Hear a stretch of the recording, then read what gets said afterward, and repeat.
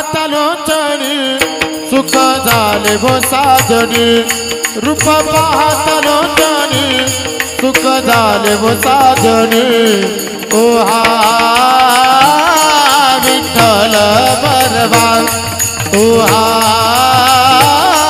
माधव बरवान हो रूप पाहता लोचणी सुख झाले वो साजणी रूप पाहता लोचणी सुख झाले वो साजणी तो हा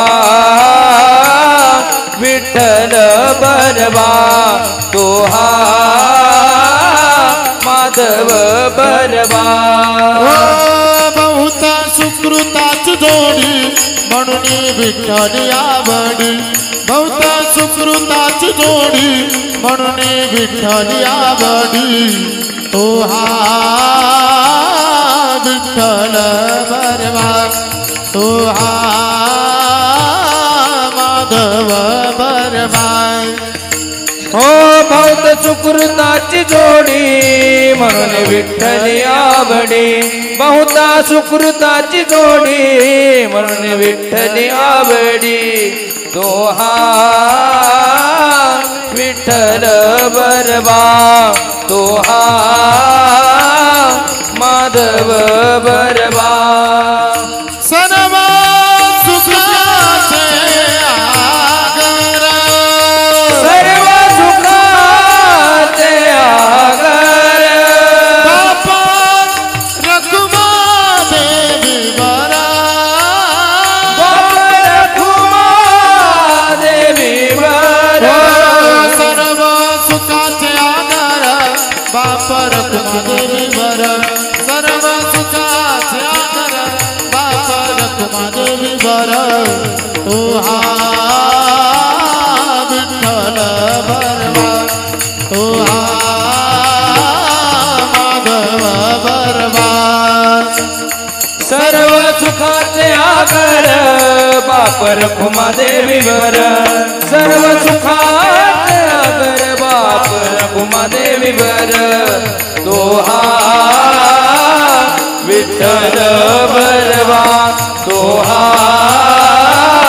माधव बरवा हरी जय जय राम कृष्ण हरी जय जय राम कृष्ण हरी जय जय राम कृष्ण हरी जय जय राम कृष्ण जय जय राम कृष्ण हरि जय जय राम कृष्ण हरि जय जय राम कृष्ण हरि जय जय राम जय जय राम कृष्ण हरि जय जय राम कृष्ण हरि जय जय राम कृष्ण हरि जय जय राम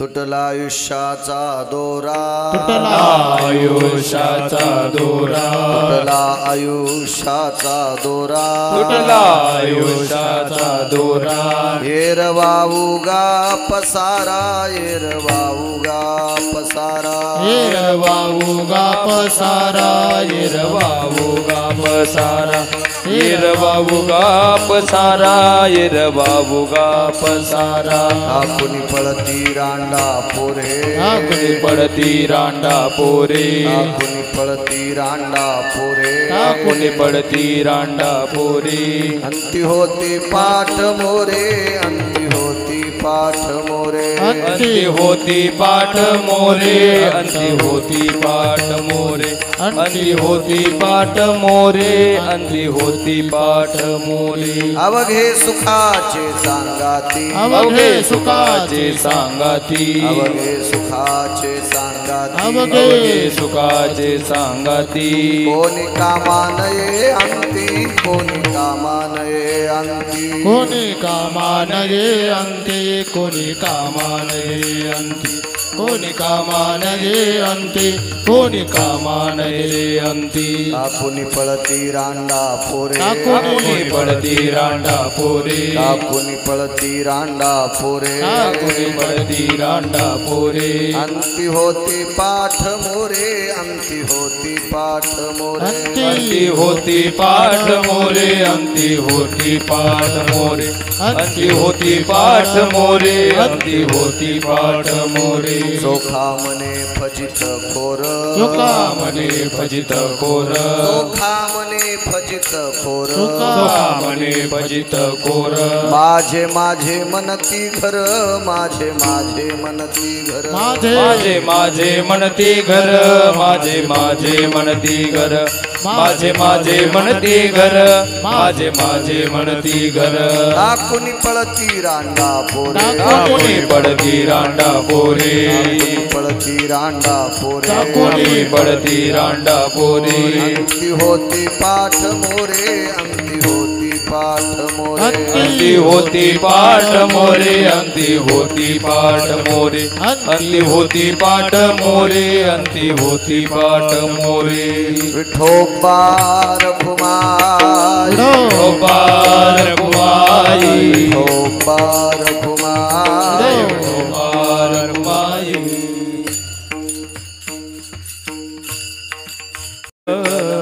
विठ्ठल विठ्ठल विठ्ठल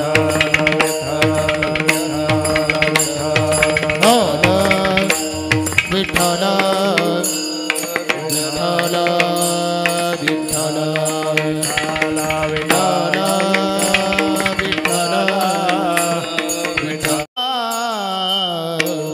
तुटला आयुष्याचा दोरा तुटला आयुष्याचा दोरा तुटला आयुष्याचा दोरा तुटला आयुष्याचा दोरा तुटला आयुष्याचा दोरा तुटला आयुष्याचा दोरा तुटला आयुष्याचा दोरा एरा वावुगा पसारा एरा वावुगा पसारा टाकुनी पडती राडा पोरे टाकुनी पडती राडा पोरे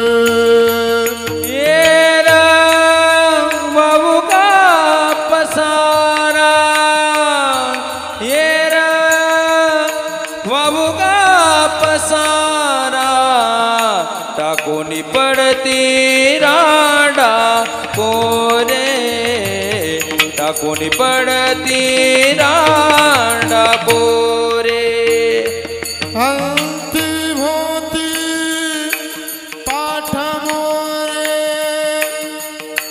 अंती होती पाठ मोरे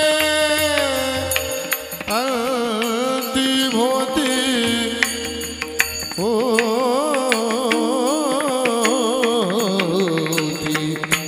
अंती होते पाठ मोरे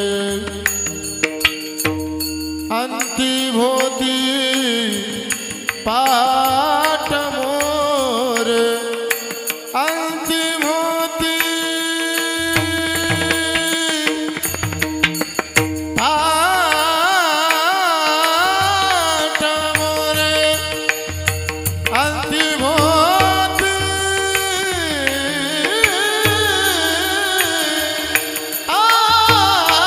अंती होती पाठ मोरे अंती होती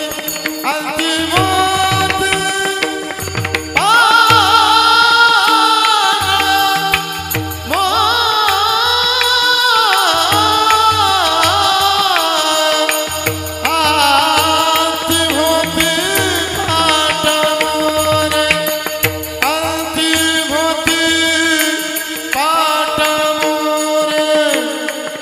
टाकुनी पडती राडा पोरे टाकुनी पडती राडा पोरे होती होती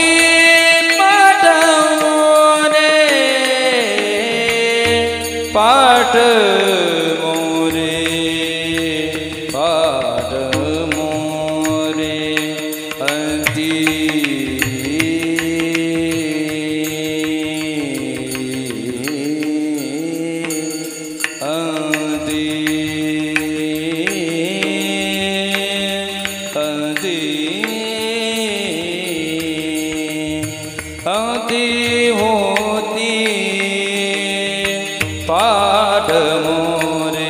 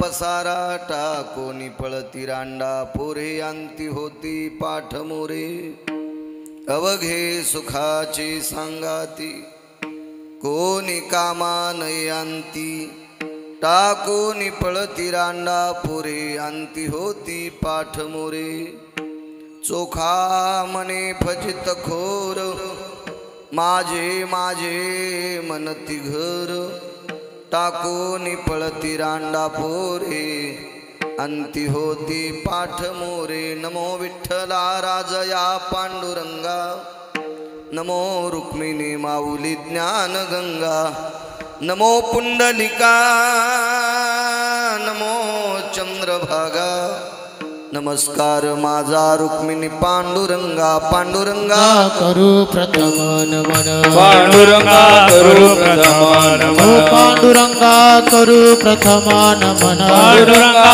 करू प्रथम नमन दुसरे चरणा संताचिया दुसरे चरणा संताचिया दुसरे चरणा संताचिया त्यांच्या कृपादाने कथेचा विस्तार कृपादाने कथेचा विस्तार कृपादाने कथेचा विस्तार कृपादाने कथेचा बाबाजी सद्गुरु दास तुका बाबाजी सद्गुरु दास तुका बाबाजी सद्गुरु दास तुका दुडोनिया कर चरणी ठेवी तो माता चरणी ठेवी तो माता परसावी विनंती माझी पंढरीनाथा ओ परसावी विनंती माझी पंढरीनाथा जोडोनिया कर चरणी ठेवी तो माता ठेवी तो माता परसावी विनंती माझी पंढरीनाथा हे परसावी विनंती माझी पंढरीनाथा जोडोनिया कर देवी तो माता परसावी विनंती माझा पंढरीनाथा जोडोनिया कर चरणी ठेवी तो माता परसावी विनंती माझ्या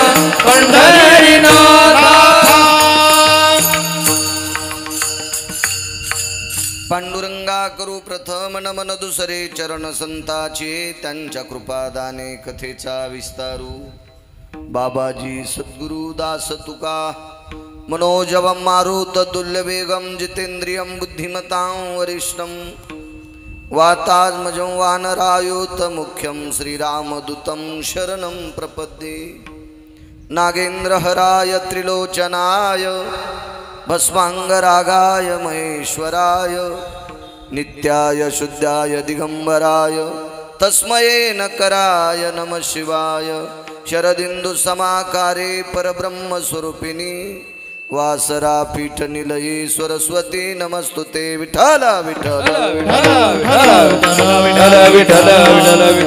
वैवासित पावनाति भासती पंचानन समाना तया श्रोत्याची आचरणी जाना साष्टांग नमन करीतसु वाद्यभूषित पावन तो प्रत्यक्षामरेंद्रा समान तयाची आचरणी जान साष्टांग नमन करीतसु आता गान गंधर्व देवता कोकिळ कंठ स्वर आराका जी कीर्तनी वहिवासित लोका तयाची आचरणी नमनगा मज दिसदसो परम विख्यातु जो जान ब्रह्मयाचा सुतू नारद जान नाम तितिक्षु तयाची आचरणी नमनगा जेने धर्म जितविलाची बळे तो संभाजी जान नभाळी कावतरला जयाची आकुळी तया छत्रपतीची आचरण कमळी साष्टांग नमन करीतसो विठ्ठल विठ्ठल विठ्ठल विठ्ठल विठ्ठल विठ्ठल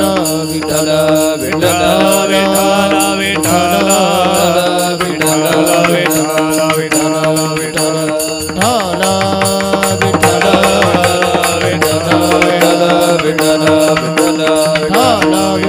विठ्ठल विठ्ठल विठ्ठल विठ्ठल विठ्ठल आता अभिनव वाग्विलासिनी जे चातुर्यार्थ कला कामिनी ते श्री शारदा विश्वमोहिनी नमिलिमिया नदी दिव्य गोदा तटीचा विलासी सदा प्रिय जो सज्जना वैष्णवासी जया वर्णिता प्रेम अत्यंत चित्ता नमस्कार माझा श्री गुरु एकनाथा तुटला आयुष्याचा दोरा एर बाऊगा पसारा टाकोनी पळती रांडा पोरे अंती होते पाठ मोरे प्रस्तुत प्राप्त प्रसंग निवडलेला अभंग विश्वमान्य विश्वभूषण विश्वाधिकार विश्वप्रिय देवमान्य संत शिरोमणी चोखोबाराय यांचा मृत्यूसार प्रकरण पटून देणारा प्राप्त प्रसंगी निवडलेला अभंग विठाला विठाला विठाला विठाला विठाला विठाला विठाला प्राप्त प्रसंगी निवडलेला अभंग मंगळवेढ्याच्या मालकांचा आहे. मालक या अभंगाद्वारे नमूद करतात की ज्या दिवशी आयुष्याची माळ तुटत असते त्या दिवशी विश्वातले सर्व प्रयत्न असफल ठरत असतात. मग तुमच्याकडे वैद्य असतील म्हणजे डॉक्टर असतील मोठमोठी, तुमच्याकडे संपत्ती असेल, संपत्ती असून सत्ता असेल, लौकिक फार मोठा असेल, बाहुबळ असेल, भरपूर माणसांचा सानिध्य असेल, पण हे काही काम येत नाही. ज्या दिवशी आयुष्य संपत असतं ह्या कोपऱ्यातल्या लक्ष्म्या सरकांपुढे इचून निघतात का पुढं सरका जिला टेकायला भेटलं ती नाही सरकू द्या, पण बाकीचे सरकान प्रत्येक वेळेला सांगावं लागतं का? सरका पुढे पुढे सरका 4 वेळेस सांगून झालंय तुम्हाला, सरका पुढे पटापट. विठाला विठाला विठाला विठाला विठाला.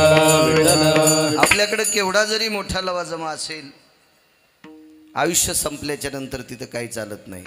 ज्याचे आयुष्य नो हे लेखा, ज्याचे आयुष्य नव्हे लेखा, ज्याचे आयुष्य नो हे लेखा, ज्याचे आयुष्य नव्हे लेखा, तेही देखा निमाले, तेही देखा निमाले, तेही देखा निमाले देखा निमाले तेही देखा निमाले तेही देखा निमाले ज्याचे आयुष्य नोहे लेखा तेही देखा निमाले काही काहींचे आयुष्य लिहिता येत नाही तितकी मोठी मोठी आकडे होती त्या लोकांना जावं लागलं आपलं आयुष्य आहेच किती मोठभर आयुष्य संपल्याच्या नंतर यम हा असा एक व्यक्ती आहे की ते तुमचा कुठल्याही प्रकारचं काही बघत नाही हा माळकरी होता का हा ज्ञानेश्वरी वाचित होता का यानं दात पडल्यावर माळ घातली का अगोदर नव्हता का असं कसल्याही प्रकारचं यम तपासित नाही हा मोठा आहे का हा गरीब आहे का हा पैशावाला आहे का लोकांना मदत करीत होता का दुसऱ्याच्या मुंड्या पिळीत होता का दुसऱ्याचं घेतल्यावर देत नव्हता का असं कसल्याही प्रकारचा काही विचार करत नाही लेकरू आहे का मोठं आहे का काही नाही आयुष्य संपलं जन्मले ते बाळ जन्मले ते बाळ जन्मले ते बाळ जन्मले ते बाळ त्याची वाट पाहे काळ त्याची वाट पाहे त्याची वाट पाहे काळ त्याची वाट पाहे काळ त्याची वाट पाहे काळ त्याची वाट पाहे काळ जन्मले ते बाळ त्याची वाट पाहे काळ त्याची वाट पाहे काळ त्याची वाट पाहे काळ जन्मले ते बाळ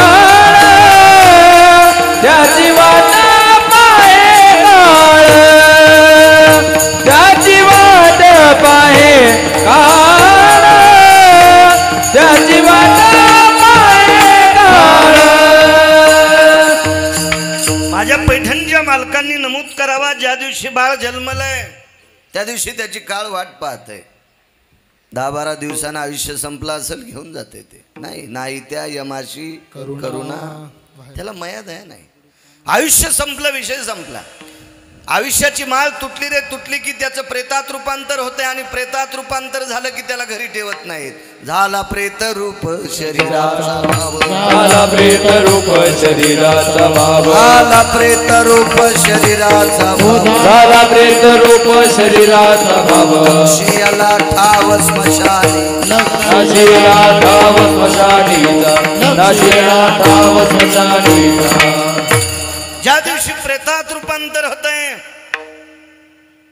त्याला विशिष्ट प्रकारची जागा नेमून दिलेली असती सज्जनांनो जावं लागते तिथं एक जण म्हणला महाराज 10-15 कोटीचा बंगला आहे असू दे ना तरी पोरं तुला त्याच्यात जाळणार नाहीत छतावर मुळीच नाही अंगणात तर जाळीत नाहीत छतावर कशी जाळतील आयुष्याची माळ तुटली की प्रेतात रूपांतर होते आणि प्रेतात रूपांतर झालं की घरी ठेवत नाहीत लक्ष्यला ठाव स्मशानीचा कोण नेते बरे स्मशानात जे रडतेत कथेत नेतेत रडणारीच माणसं स्मशानात घेऊन जातात काय गोड माणसं असतात बघा माणूस मेला की रडायला सुरुवात इतके रडतात इतके रडतात इतके रडतात की ते रडण्याला सीमा नाही रडत रडतच सरपण काढतात जाळायचं रडत रडत गाडगं काढणार रडत रडत गौऱ्या काढणार रडत रडत ओवाळायला दिवा करणार रडत रडत पसाभर दाणे काढणार रडत रडत गंध कालवणार रडत रडत पाणी तापवणार रडत रडत आंघोळ घालणार आणि रडत रडत तिरडीवर बांधणार काढा काढा म्हणती याचा झाला भूमिभार रक्ताच्या नात्यातली घरातली लोक सगळ्या गोष्टीचा इतकं आक्रोशानं रडतात आणि हीच माणसं पुन्हा म्हणतात की याचा आता भूमीला भार होईल तो कुठला भार कारण काही वेळानं त्या प्रेतातून दुर्गंधी येत असते आणि ती दुर्गंधी जीवित माणसाला घातक ठरत असती म्हणून ही रडणारीच माणसं त्याला मशानात नेऊन टेकत असतात आणि मशानात टेकलं की तिथं अंत्यविधी ठरलेलाच आहे मग दफनविधी असेल दहनविधी असेल उत्तर भारतामध्ये पाण्यात सोडतात तोही विधी असेल मग मात्र त्याची माती होत असते शरीराची होय माती शरीराची होय माती शरीराची होय माती शरीराची होय माती कोणी नये ती सांगाती कोणी नये ती सांगाती कोणी नाही ती सांगाती कोणी नाही ती सांगाती कोणी नाही ती सांगाती कोणी नाही ती सांगाती शरीराची होय माती कोणी न येते सांगाती. एकदा शरीराची माती झाली की झाली. आजची पत्रिका मिळेल का अशी पुढं मला इथं असली तर द्या. तशी मोबाईलवर मला काय वाचता येणार आहे. विठाला विठाला विठाला विठ्ठला विठ्ठला विठ्ठला विठ्ठला. ज्या दिवशी शरीराची माती होत असते पुन्हा ती व्यक्ती बघायला भेटत नाही. मग तो कोणी असो. आता त्या व्यक्तीला फक्त चित्रात पाहावं लागणार. म्हणून माझ्या आळंदीच्या मालकांनी एक वाक्य वापरलं. कापुराचा कलेवर घातला करंडा. घातला करंडा कापुराचा कलेवर घातला कलेवर घातला करंडा. देखील उरे उंडा पाहावया देखील उरे उंडा पाहावया देखील उरे उंडा पाहावया. कापूर आहे तो एकदा विस्तवत टाकला की इथे कापूर होता इथे जाळलाय असं त्याचं काही अवशेष अस्तित्व शिल्लक राहत नाही. अग्नी कर्पुराचे मिळी काय उरली ती किंवा कोण उरली ती काजळी. की एकदा कापूर जाळला की तिथं कसल्याही प्रकारचा त्याचा धूर सुद्धा शिल्लक राहत नाही. कापुराची माती उजळली ज्योती काहीच समाप्ती झाली जैसी काहीच समाप्ती झाली जैसी. कापुराच्या वाती उजळल्या ज्योती काहीच समाप्ती झाली जैसी काहीच समाप्ती झाली जैसी. एकदा कापूर जाळला की त्या ठिकाणी त्याचं सगळं संपून जातं. या प्रेताचं रूपांतर होत असतं मातुड्यात राखुंड्यात. मग ते गंगेत विसर्जित करत असतात. पुन्हा चित्राच्या व्यतिरिक्त पाहायला भेटत नाही. स्वर्गीय काय नाव त्यांचं त्र्यंबकराव भीमाजीराव कुकडे. दक्षिणेच्या मालकाचा त्यांना निरोप आला आणि हे लोकातली यात्रा सोडावं लागली. त्यांच्या परिवारामध्ये त्यांच्यावर प्रेम करणारी अतूट लोक असतील. स्नेहाची माणसं हृदयस्थ प्रेम करणारी माणसं सगळ्यांच्या अंतकरणातला ते ओलावा होते जिवाळा होते. जात राहिले. उपजल्या पिंडा मरण सांगाते. जन्म ज्याचा झालाय त्याचा मृत्यू अटळ आहे. 7 लोक जर सोडून दिले तर प्रत्येकाला इथं थांबता येत नाही. कुणालाही थांबता येत नाही. येरती पामर जीव केती येरती पामर जीव केती येरती पामर जीव केती. आले अवतार येत उरनारी आले अवतार येत पामर जीवती येत पामर जीवती येत नाही आले अवतार येत उरनाही आले अवतार येत पामर जीव गीती गीती येत पामर जीव गीती.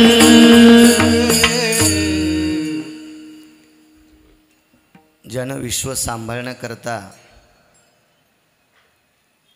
अवतार घेतला जीवदशेला आला त्या विठेवरच्या मालकाला सुद्धा वेळ संपल्यावर थांबता येत नाही. तुमची आमची काय जहागिरी आहे. जावं लागेल आपल्याला. देव जरी जीवदशेला आला तरी त्यालाही थांबता येत नाही. आपल्याला जावं लागेल हे निश्चित आहे. दुःख एका गोष्टीचं आहे. देहूतले मालक एका ठिकाणी सांगतात माणूस गेल्याच्या नंतर रडती रात्रंदिवस कामक्रोध माया म्हणती हाय हाय यमधर्म. आपल्या ज्या अडचणी असतात का ती व्यक्ती गेल्यापासून त्या अडचणी माणसाला रडायला लावतात. यांच्यामुळे आपलं हे काम होत होतं यांच्यामुळे आपलं ते काम होत होतं. आता हे गेल्याच्या नंतर ते कोण करील आपलं कसं होईल ही माया माणसांना रडायला लावत असते. जी माणसं रडतात का ती सुद्धा आमरपणाचं औषध घेऊन लढीच आलेली आहेत. यांना सुद्धा एके दिवशी जावं लागते निश्चित आहे. त्या अनुषंगानं त्र्यंबकरावांना इहलोकातली यात्रा सोडावी लागली. ब्रह्मांड नायकाच्या चरणी प्रार्थना करेल. पितृगयेच्या ठिकाणी त्र्यंबकरावांना गोड असा अधिष्ठान मिळो आणि त्या अधिष्ठानाच्या पश्चात स्थिरत्व चिरशांती मिळो आणि तिथून आपल्या हयातीतल्या कुटुंबांना पितृगयेतून गोडसा आशीर्वाद त्यांनी देवो अशी पितृगयेच्या चरणी तर्पण स्थितीला गोडशी अशी प्रार्थना. कारण या पवित्र देशातली स्त्री मातृगयेला जात असते आणि या पवित्र देशातला पुरुष हा पितृगयेला जात असतो. अशा या पितृगयेतून कुटुंबातली जी काही मुलं मुली सगळे काय आहेत, गंगा भागीरथी सिंधुबाई त्र्यंबकराव कुकडे ह्या धर्मपत्नी आहेत, सूर्यभानजी भाऊ आहेत, गोकुळजी चिरंजीव आहेत, समाधानजी चिरंजीव आहेत, सौभाग्यवती मंदा त्यांच्या चिरंजीवी आहेत, विष्णुपंथ पुतणे आहेत, दिगंबरराव पुतणे आहेत आणि रंजनाबाई भाऊजई आहेत. हा त्यांचा छोटासा गोडसा परिवार. हे दुःख पेलवण्याची ताकदसुद्धा त्यांच्यामध्ये ब्रह्मांड मालकाने द्यावी ही भगवंताच्या चरणी प्रार्थना. उपस्थित आपला अमूल्य वेळ खर्च करून या कुकडे कुटुंबाच्या या दुःखद कार्यक्रमामध्ये तुम्ही एवढे जण अमूल्य वेळ खर्च करून हजर झालात. कथा कीर्तनातला श्रोता हा प्रत्यक्ष शिवस्वरूप असतो. आळंदीतल्या मालकांच्या हुकूक्तीनुसार तुमच्या चरणी साष्टांग दंडवत करेल. उपस्थित मृदंगाचार्य हरिभक्तीपरायण नाव भूषण महाराज त्यांनाही धन्यवाद प्रणाम करतो. ज्यांनी चाल म्हटली आदरणीय आमचे वासुदेव महाराज आहेत, आदरणीय दिगंबर महाराज आहेत, जे गणेश महाराज तौर आहेत, आदी करून मस्तक माझा पायावरी या वारकरी संतांच्या विनेकरी बाबापासून इथपर्यंत सर्व वारकऱ्यांच्या चरणी गिरगावकराचा नाक घासून प्रणाम. साऊंड सिस्टीमवाले तुम्हाला कोटी कोटी धन्यवाद. विठाला विठाला विठाला.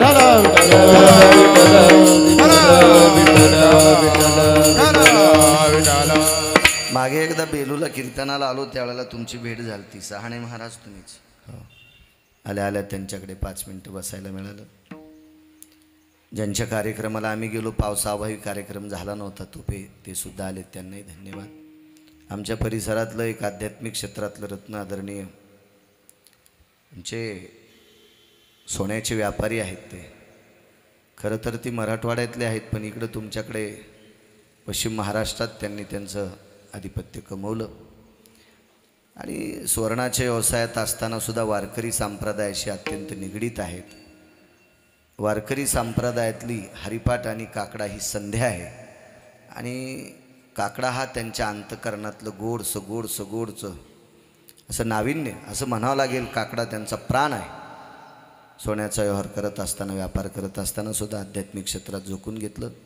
आमच्या नाव आठवण त्यांचं ढाळे महाराज नुकतेच मागच्या आठवड्यात माझी आणि त्यांची भेट झाली. आमच्या शेलूला माझ्याच घरी भेटायला आले मुद्दाम. त्यांनाही धन्यवाद प्रणाम. उपस्थित सर्वांना मायमावल्यांना पुनश्च प्रणाम करतो. कॅमेऱ्यावाल्यांना सुद्धा धन्यवाद देतो आणि माझ्या अभंगावर येतो तुटला आयुष्याचा दोरा. सज्जनो, किती मोठी मोठी माणसं जात असतात कल्पना करा. एक जण मला भेटला, महाराज मी गावचा सरपंच आहे. म्हणलं तू पण मरशील ना. येम तुला भेटू का सरपंचाला?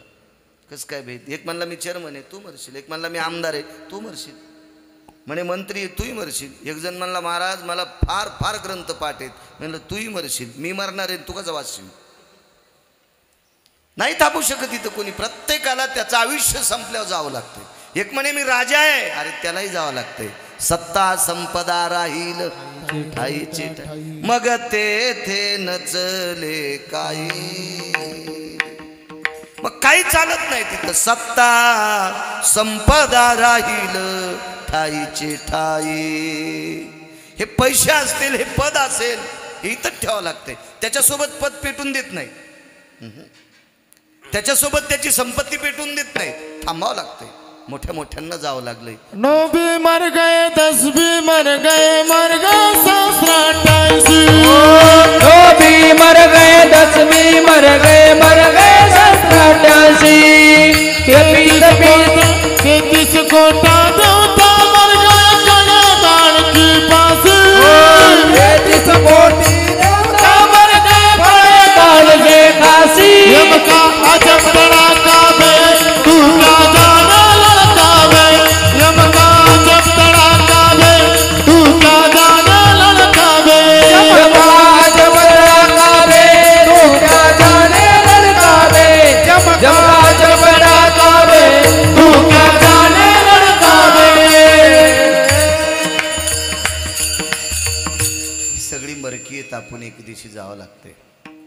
पुरावा अंगाला शहारे उठेल अशा माणसाचा दिला की माणसं नीट बसत असतात. नाही तर तुमच्या माझ्यासारखी मेली म्हणजे यमाच्या बाबतीत ते उंदरं मेल्यासारखे आहेत. आपल्याला विचारते कोण? कोण विचारते आपल्यासाठी? यम हाय हाय करायला रिकाम आहे का? त्याच्या गोळ्या संपल्यात का आपल्यासाठी हाय हाय करायला? मनती हाय हाय यमधर्म, पण कोणासाठी? तुमच्या माझ्यासाठी. काय राहते आपल्याच उठून? एक जण परवाला भेटला, महाराज गावातलं भजन माझ्याशी होत नाही. म्हणलं तू आज जरी मेला तरी गाव पाकिस्तानी होत नाही. तू अंगाला का चिटकून घेतलं मी भजन करतो म्हणून? अरे भजन तू करत नाही, तुला भजन करण्यासाठी पंढरपुरातल्या मालकानं पाठवलं. याचं मोठेपण सांग ना. तुला जर कोंबडं केलं असतं तर सतारभाईने एकादशीला कापलं असतं. मला माणूस केलं हे मोठेपण सांग ना. देवे दिला देह भजना गोमटा, देवे दिला देह भजना, देवे दिला देह भजना गोमटा, देवे दिला देह भजना गुमटा. या झाला फाटा बाधिकेचा तोया झाला फाटा बाधिकेचा, तोया झाला फाटा बाधिकेचा. या पंढरीतल्या मालकाने, जगन्न नायकाने, विश्वाच्या मालकाने आपल्याला भजन करण्याकरता हे शरीर दिलंय. चांगलं बोलण्याकरता, सुखदुःखाच्या गोष्टी हितेशी करण्यासाठी हे शरीर दिलंय. आणि मग हे मी भजन करतोय, मी वारी करतोय असं म्हणत असेल, मग त्याला ते आवडत नाही. त्यानं दिलंय त्याच्यासाठी, हे तू सांगायचं नाही. आपल्यासाठी यम हाय हाय करत नाही. आपल्या आयुष्याची माळ तुटली याची कुठं गणना सुद्धा नाही, लिखाण सुद्धा नाही. करता त्रेतायुगाच्या फार सुरुवातीचा काल असेल, एक दिव्य तेजस्वी राजा होऊन गेला. त्या राजाचं नाव होतं चक्रवेन नावाचा राजा. नाव ऐकलं असेल तुम्ही, नसेल. रामायणातला प्रसंग आहे, पण हल्ली तुम्ही जे रामायण वाचता त्याच्यात ते सापडणार पण नाही. कारण इथेही तुमचा लगेच खुलासा करतो. तुम्ही रामायण पाहताल, पुन्हा म्हणताल गिरगावचा बाळू चुकीचं बोलतोय. असं नाही. त्याच्यामुळं दुसरं पुराण पहा, लक्षात येईल तुमच्या. चक्रवेन नावाचा राजा आहे. फार छोटासा राजा होता. महाराष्ट्राच्या, हा जो महाराष्ट्र आहे आपला, या महाराष्ट्राचे 9 भाग करा, त्याच्यातला 1 भाग किती मोठा असेल तितकं छोटंसं राज्य चक्रवेनाचं होतं. फार छोटं राज्य होतं. साध्या विचाराचा राजा आहे. सात्विक आहे, सदाचारी, पुण्यशील राजा आहे. मजा मारणारा राजा नाही. वाक्य नीट आहे का? राजा हा प्रजेच्या जीवावर मजा मारणारा राजा नव्हता. आपल्याला तसा राजा भेटणं अत्यंत गरजेचं आहे. पण आपलं नशीबही तितकं गोड नाही ना. मजा न मारणारा राजा भेटेल आपल्याला, कारण आपणही तितके सुदबाज नाहीत ना.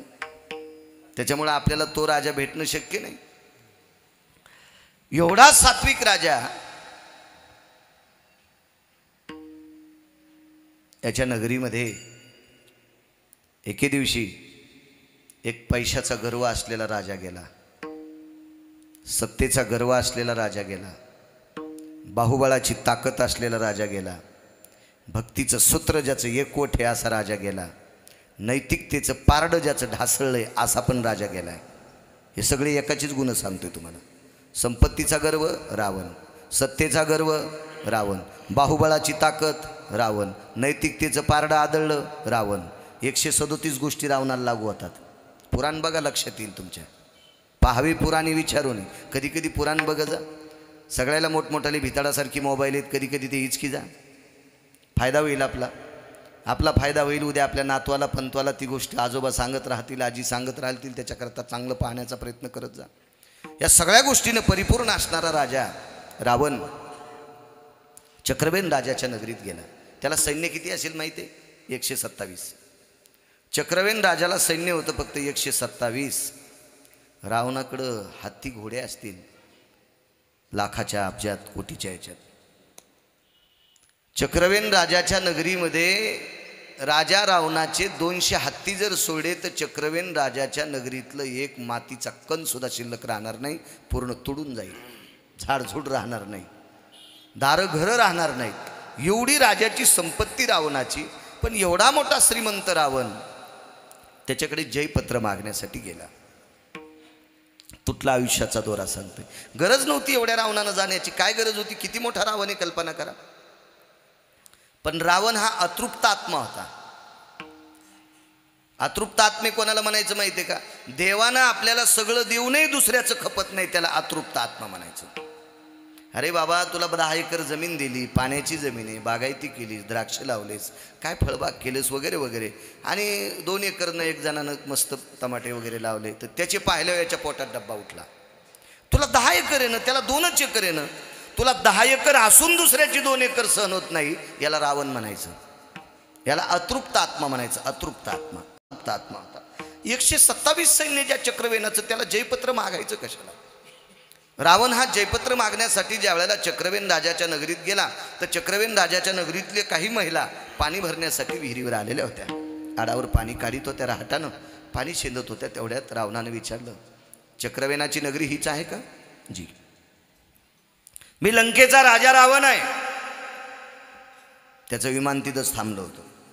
रावणाच्या विमानाला काही लँडिंग काही करण्यासाठी ते काय पॅड वगैरे, काय हेलिपॅड वगैरे असं काही विमानतळ वगैरे काही करायची गरज नाही. त्याची मनाच्या स्थितीतले विमान होते. रावण फार प्रगल्भ होता. रावण हा बुद्धिवादी होता. रावणाच्या जीवनात एक सात्विकता होती.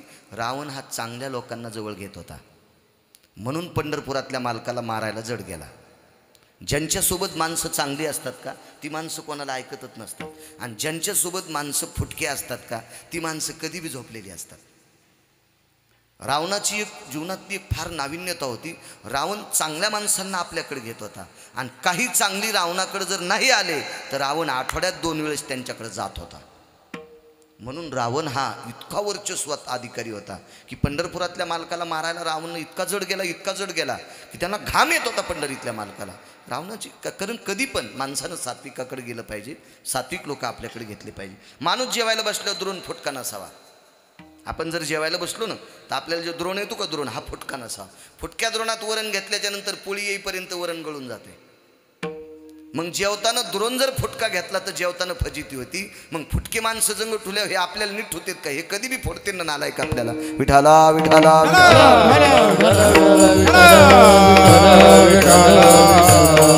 माणसं सात्विक असावा.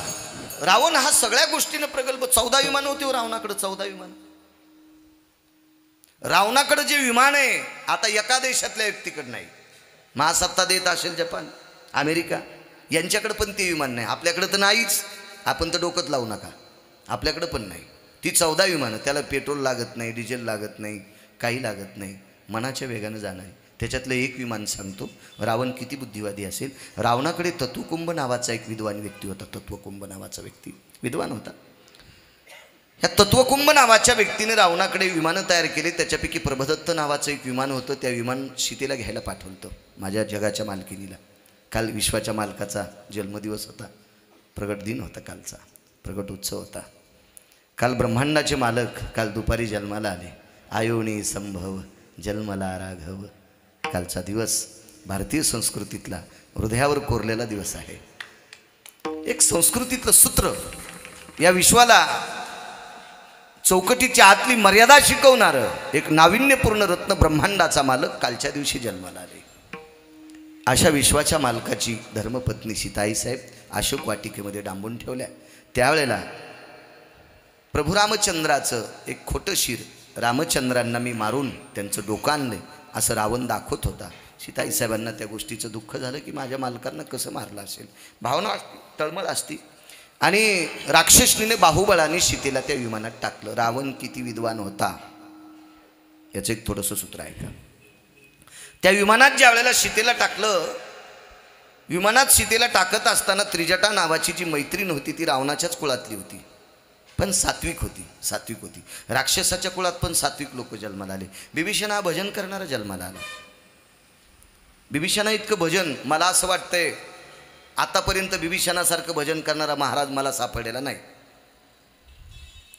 नाही असं म्हणणार नाही, पण माझं नशीब फुटकं. मला तितकं गोड भजन करणारा महाराज सापडला नाही.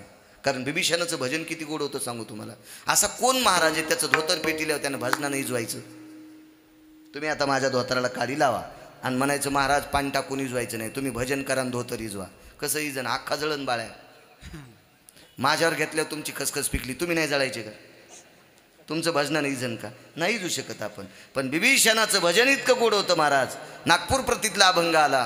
प्रतापे सबळ नामाची या, प्रतापे सबळ नामाची या, प्रतापे सबळ नामाची या. तुका म्हणे अग्नी झाला से शीतळ, तुका म्हणे अग्नी झाला से शीतळ, तुका म्हणे अग्नी झाला से शीतळ, तुका म्हणे अग्नी झाला से शीतळ. प्रतापे सबळ नामाची या, प्रतापे सबळ नामाची या, प्रतापे सबळ नामाची या. तुका म्हणे अग्नी झाला से शीतळन, प्रतापे सबळ नामाची या. महाराज आखी लंका जाळली. आग लगी लंका में हलचल मचाई, विभीषण की कुटिया कैसी बचाई रे. एकट्या विभीषणाचं घर का जळालं नाही तर तो त्या घरात बसून भजन करत होता. भजनानं स्वतःचं घर जळू देत नाही. इतकं सुंदर भजन करण्याची व्याप्ती कोणाची. आपले भजन गोड, चालू भजनात तंबाखू. म्हणजे घोंगड्या खराब केल्या नालाय का तो. आणि तुझं भजन देवाला कसं आवडेल. विठाला विठाला विठाला.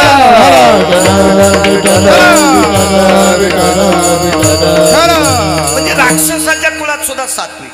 महाराज प्रल्हाद हा राक्षसाच्या कुळातला पुत्र आहे. डाळ्याची राक्षसाच्या कुळातला.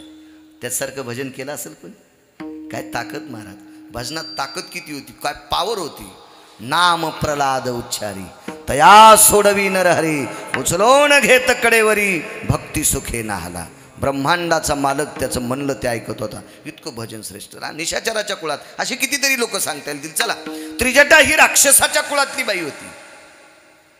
पण सीतेला सांत्वन करण्यामध्ये, तिला थांबवण्यामध्ये, तिला बऱ्यापैकी धीर देण्यामध्ये त्रिजटेचा फार मोलाचा वाटा आहे. फार मोलाचा वाटा. आणि ही त्रिजटा सीताई साहेबांना विमानात टाकत असताना रडत होती. सीतेच्या लक्षात आलं सगळ्या राक्षसनी मला बाहुबळानं विमानात टाकतात. ह्या रावणाच्या आश्रित आहेत. रावण यांना देतो घेतो. याच्याकरता स्वार्थापोटी माझ्यासारख्या पवित्र स्त्रीवर ह्या अन्याय करतात. पण न्यायाच्या दृष्टीनं पाहणारी एकच व्यक्ती त्रिजटा आहे. ही मात्र माझ्यासाठी रडते. पण ज्या वेळेला सीतेला विमानात टाकत असताना त्रिजटा रडत होती. पण ज्या वेळेला सीताई साहेब विमानात बसल्या त्यावेळेला त्रिजटा हसत होती. मग मात्र शंका आली की त्रिजटा शेवटी रावणाच्या कुळातली आहे आणि ही फुटीरवादी आहे. बिल्ला जरी आपल्या पक्षाचा लावला असेल पण अंधारातून मतदान दुसऱ्याला हाणायला लावायली. असे पण बरेच असतात ना. झेंडा गाडीला वेगळाच आणि बैठकीत गेल्या वेगळंच सांगायचं. मी असू द्या तिकडं पण तिकडंच काम करा अशी सुद्धा सांगणारी. असं सीताई साहेबांना वाटत होतं की मला विमानात टाकत असताना ही रडत होती आणि विमानात बसल्या हसती त्या आरतीच्या अंतकरणात कुठली खिचडी चिजते. सीतेनं राक्षसीने विनंती केली, बाईंनो बाहुबलानं टाकलं, माझ्या मनानं उतरते मनानं बसते, पण एक विनंती आहे, मला 10 मिनिटाकरता परवानगी द्या, मला त्रिजटेला बोलायचं. काय हरकत नाही म्हणले, उतरा. त्रिजटेला विचारलं, सांग त्रिजटे. रुदंती को भवा हशास्त्र निपाय जनो, रुदंती नको भवा. लोमशांचं वाक्य फार गोडसं. लोमश सांगतात जाबालीला, मुनिश्री आईसाहेब त्रिजटेला विचारित होत्या, रुदंती रुदंती रुदंती को भवा, तू का रडत होती ग? हशाय पुटेषु अननेषु खळा, यतोति हशाति कामाति जायो, मीमं क्रतुब्बन्य हशास्तिताया, नुब्धेति नादा भयन्ति तिजाया, रुदन्ति यतो निको भवाना, रुदन्ति यतो नको भवाना, रुदन्ति यतो को भवाना. काय तुझा प्रकार आहे? तू रडते किती, हसते किती, काय प्रकार आहे? तुला काय माझी समजावा का रावणाची समजावा? सीतेनं सांगितलं, बाई त्रिजटेनं. त्रिजटा सीतेला आवजाव कधीच बोलली नाही. वाक्य कोरून ठेवा. कधीच बोलली नाही, कधीच बोलली नाही, कधीच बोलली नाही. कारण त्रिजटेनं सीतेच्या 4 चुका काढल्या होत्या. मला चक्रवेणाचं सांगायचं होतं, पण ना देव टमाट्याला पाणी देताना गवत उपटायचा म्हणून इकडे सरकून, नाही गरज नव्हतं बरं इतकं लांब सरकायची, काही गरज नव्हती.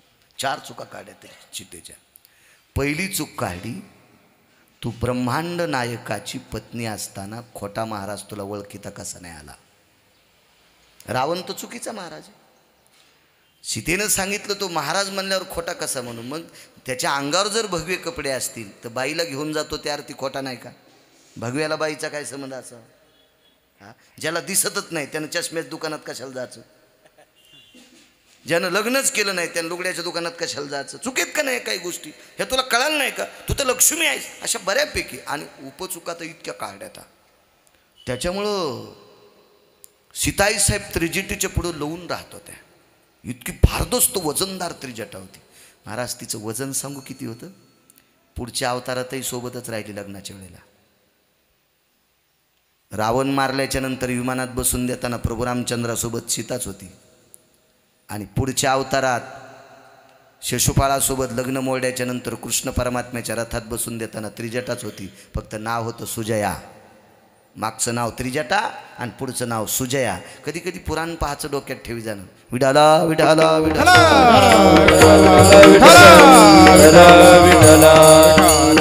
पण सहज रागाच्या भरात सीतेने विचारलं, हे त्रिजटे, त्वं लंकेशाश्रितं ममं भक्ती फुटेश हृदयस्थः.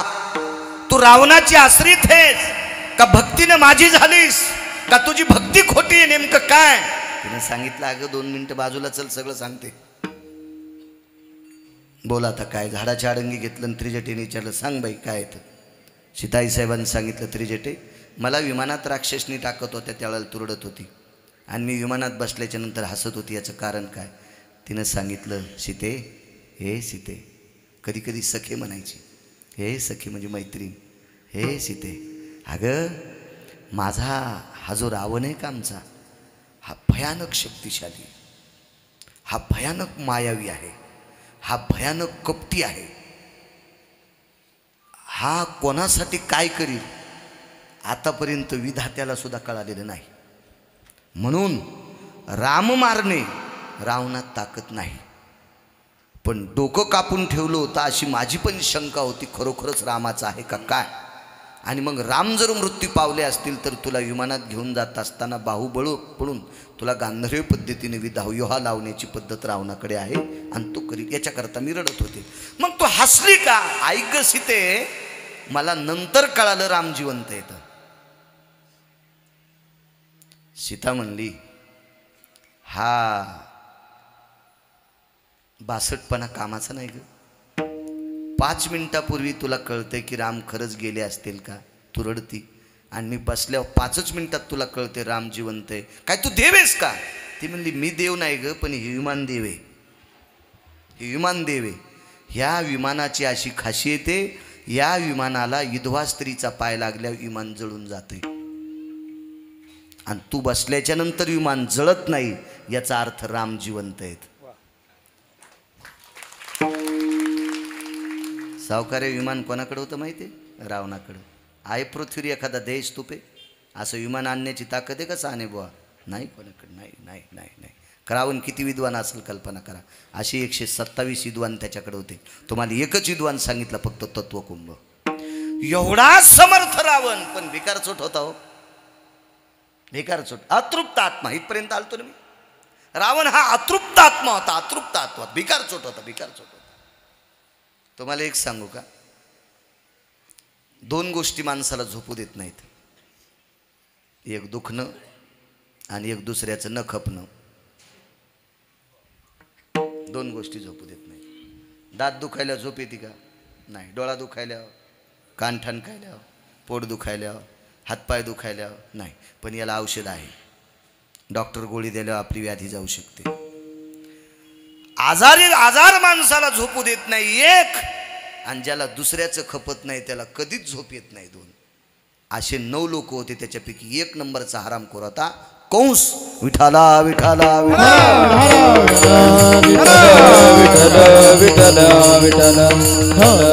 पुराणातले नाव सांगतोय, पुराणातले. आता आपल्यात किती येतं? पहिले दगड उचलल्या विचू निघत होते, आता असेच बडवे सापडतील. विठाला विठाला पाण्या हिरीवर पाणी भरण्यासाठी आल्या. इथपर्यंत आलतो आपण. मी लंकेचा राजा रावण आहे. एका बाईनं रावण म्हटल्याबरोबर त्याच्याकडे पाठ केली. कारण तिनं रावणाची महती ऐकली ती. एवढा मोठा रावण, विमान बाजूला सोडले आणि पायी या गावात यायला लागला. एवढा मोठा रावण, एवढा मोठा रावण, काय गरज असेल आपल्या राजाकडे. बाईनं रावणाकडे पाठ करून तोंड तिकडं आणि विचारलं. वाक्य फार गोड आहे पण वेगात सांगतो, वेळ होईल. महाराज लंकेश, आमच्या राजाकडे आपल्याला काय काम आहे, कशा करता आलात आपण? ए बाई, मला तुझ्या राजाकडनं जयपत्र घ्यायचंय. तिनं रिकामी घागरच उगरली रावणावर. रिकामी घागर होती, पाणी भरायला आणलेली घागरच उगारली, फेकून आणण्याची तयारी तिची. कोण बाई होती? सामान्य बाई, पाणी भरणारी. आणि गावात ओरडत सुटली, लंकेचा राजा रावण आलाय, आपल्या राजाला जयपत्र मागतो. गावातल्या सगळ्या महिला बाहेर आल्या, वयस्कर. कोणाच्या हातात काठी आहे, कोणाच्या हातात लाकूड आहे, कोणाच्या हातात गज आहे, कोणाच्या हातात खुरपं आहे, कोणाच्या हातात विळा आहे, कोणाच्या हातात काहीतरी आहे, आणि रावणाला युद्ध करण्यासाठी. रावण आश्चर्यचकित झाला. काय येडे आहेत का ग तुम्ही? तुमच्या खुरप्यानं, विळ्यानं, चाकूनं, यानं मी मरत असतो का? तुम्ही मालकांना पाठीमागं ठुलन पुढे कशा करता आलात? ऐक राजा, अगोदर आम्ही मरणार, याच्यानंतर आमचे मालक आहेत पाठीमागं, त्याच्यानंतर गावातली तरुण आहेत, आणि त्याच्यानंतर राजा मरणार. आम्ही मेल्याशिवाय आमच्या राजाला मरता येत नाही. राजाचे डोळेच भरून आले रावणाचे. अरे 127 सैन्य ज्याच्याकडे, महाराष्ट्राचा 9वा कोपरा जितका मोठा असतो एवढाच भूखंड ज्याच्याकडे, पण त्या भूखंडात राहणारा राजा, त्याच्या नगरीतली एक सामान्य बाईसुद्धा त्याच्यावर इतकं प्रेम करते, याच्याकरता हे तसाच पळत गेला, तसाच पळत गेला. पण महाराज, ही चर्चा चक्रवेनाच्या कानावर गेली. काय गरज होती रावणानं एवढ्या मोठ्या माणसानं? काही समज नाही, एवढा मोठा माणूस आणि त्यानं असं करावं. एका माणसाची 1 कोटीची गाडी होती. गाडी अशी लावली आणि तो मंदिरात दर्शनाला आला. 1 कोटीची गाडी. आणि गरीबाचं पोरगं आलं आणि त्याच्या आरशात त्यानं चेहरा पाहिला. त्याच्या गाडीला ते आरशे असतात ना 2, ते साईड ग्लास, त्याच्या आरशात गरीबाच्या लेकरानं चेहरा पाहिला आणि सहज असा हात फिरिला केसावून. हे वापस गेलं आणि त्याच्या कानाखाली हाणली. तुला माहिती आहे का गाडी केवढ्याची आहे? 1 कोटीची गाडी आहे, तुझी लायकी आहे काय आरशात बघायची? हा हलकटपणा त्याचा तिथे कळाला. याला श्रीमंत म्हणायचं नाही, हे साखरेच्या पोत्यातले मुंगळे आहेत भडवे. साखर किती खावान संडासला किती बाऱ्या जावं अक्कलच नाही ना. अरे 1 कोटीची गाडी तुला ब्रह्मांडाच्या मालकानं दिली, नालायका. गरीबाच्या लेकरानं तुझ्या आरशात पाहिला असेल तर काय एवढं तुला दुःख वाटावं? काय एवढं दुःख वाटावं? उलट त्याच्याकडे बघून यानं हळहळ म्हणावं, देवा मी किती नशिबवान आहे रे, मी किती नशिबवान आहे. इकडे आरसा बघण्यासाठी घरी नाही आणि मला 1 कोटीची गाडी दिलीस. असं जितकं मनोगत गोड वागतो का त्याला श्रीमंत म्हणत असतात. हे अतृप्त आत्मे असते तो काहीतरी अतृप्त आत्मे. श्रीमंत कोणाला म्हणायचं माहिती आहे का? ज्याचा चांगला बंगला आहे, बापाची पित्र घालीत नाही, ते हरामखोराला श्रीमंत म्हणत असते. नुसत्या हातवी न उडवी काग. उष्ट्या हातानं कावळ्याला सुद्धा उडीलं नाही. त्याला माहिती आहे हे कंजर उडून गेला तर आपली भाकरी कमी होईल. इतके हलकट. आणि त्याला श्रीमंत म्हणत असतात का? कोणाला म्हणायचं श्रीमंत? गाडी 1 कोटीची घरी असावा आणि गरीबाच्या लेकीचं बाळांपण जवळ यावा. प्रसूती बाळांपण नाही कळायची काही लोकांना. डिलिव्हरी रात्रीचे 1:30 वाजावा आणि 1:30 वाजता बाईनं मालकाला सांगावं, मालक आपल्या बाईचं पोट दुखतंय आणि दवाखान्याला इगतपुरीला न्यावं लागतंय, नाशिकला न्यावं लागतंय, काय असेल मोठं शहर तालुक्याचं तिथं न्यावं लागतंय, पण वाहनाची सोय नाही. त्यानं सांगितलं वाहन आहे पण मोठ्या माणसाचं आहे, बघा प्रयत्न करून. रात्री ती व्यक्ती गेली. झोपड्यात राहणारी व्यक्ती होती, गावाच्या कडेला लहानचं झोपडं होतं आणि लेक आली ती बाळणपणाला. रात्री 2 वाजता पोट दुखतंय, बाळणपणाला न्यायचं दवाखान्यामध्ये. रात्री आले, दार वाजले. कोण? रामभाऊ आहे. लुंगी लावलेली होती, अंगात बनेल होती. काय काम रामभाऊ? मालक लेकराचं पोट दुखतंय, दवाखान्यात बाळंतपणासाठी न्यावं लागते.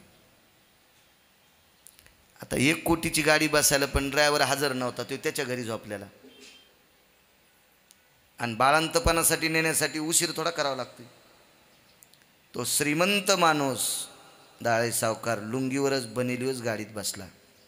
आणि गरिबाच्या लेकराला गाडीत बसिलं, दवाखान्यात नेलं, डिलिव्हरी नॉर्मल झाली, पुन्हा गाडीत बसिलं, ते बाळ, त्याची आई, त्या पोरीची माय, तिचा बाप त्या झोपड्यात आणून घातलं. पंढरपूरच्या 100 वाऱ्या केल्याचं पुण्य त्या श्रीमंताला मिळालं. याला श्रीमंत म्हणत असते, तो याला श्रीमंत म्हणत असते. आपल्या वैभवानं गरिबाला टोचणे हाणतात, हे राक्षस असतात, पांचट, हे राक्षस असतात. यांना श्रीमंत म्हणत नसतात. श्रीमंतीची व्याख्याच वेगळी असते महाराज. जो लोकांच्या कामी येत असतो का, तो श्रीमंत असतो. लोकाच्या जीवावर जो मजा मारत असतो का, त्याला सर्प म्हणत असतात. विठाला विठाला विठाला विठाला विठाला. एक सोपी व्याख्या सांगू तुम्हाला, सोपी व्याख्या. रस्त्याने खड्डे असावा, पाऊस पडलेला असावा, पाऊस पडल्यामुळे ते रस्त्याचे खड्डे पाण्यानं भरलेले असावा, आणि पाऊस पडल्यामुळं शेतातले काम करणारे लोक काम चलत नाही म्हणून घराकडे निघून येत असतात. मग कोणी मावल्या असतील, कोणी पुरुष असतील, कोणी लोकाच्या शेतातले मजूर असतील, कोणी घरच्या शेतातले मजूर असतील, आणि घराकडे येत असताना 1-1.5 कोटीची गाडी त्या रस्त्यानं चालली. आणि ड्रायव्हरनं सांगितलं, अरे मालकानं सांगितलं, अरे गाडी दमानं चलव, आपल्या टायरानं उडालेलं पाणी गरिबाच्या अंगावर जाऊ देऊ नकोस, आपल्या टायरनं उडालेलं पाणी गरिबाच्या अंगावर जाऊ देऊ नकोस. असा जो श्रीमंत विचार करतो त्याला जगाचा मालक विमानात फिरवतो, त्याला विमानात फिरवतो. आणि आपल्या गाडीच्या टायरनं दुसऱ्याला भरितो, त्याला कालांतराने ग्रीस घालायला लावतो. कारण वरच्या इतका गुंड जगात मी पाहिलाच नाही. पंढरपुरातल्या मालका इतका गुंड अजून जन्मालाच आला नाही, जन्मालाच आला नाही. माणसं इकडंच उड्या आणतात, तालुक्यात 1 नंबरचा मी गुंड आहे. अरे सुंबळ्या, तुला ज्यानं जन्माला घातलंय तो किती नंबरचा गुंड असेल याचा विचार कर ना. एक जण म्हणला जिल्ह्यात मी 1 नंबरचा चालू आहे. मग तू जर जिल्ह्यात 1 नंबरचा चालू असेल तर तुला जन्माला घालणारा किती नंबरचा चालू असेल याचा विचार कर ना.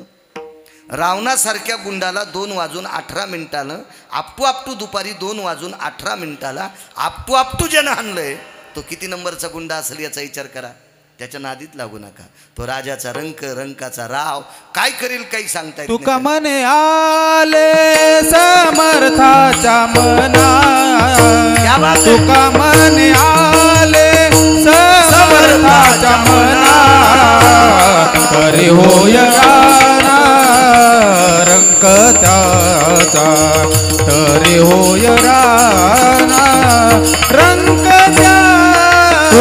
तुका मने आले समर्थाच्या मना, तुका मने आले समर्थाच्या मना, तरी होय राणा रंक त्याचा, तरी होय राणा रंक त्याचा.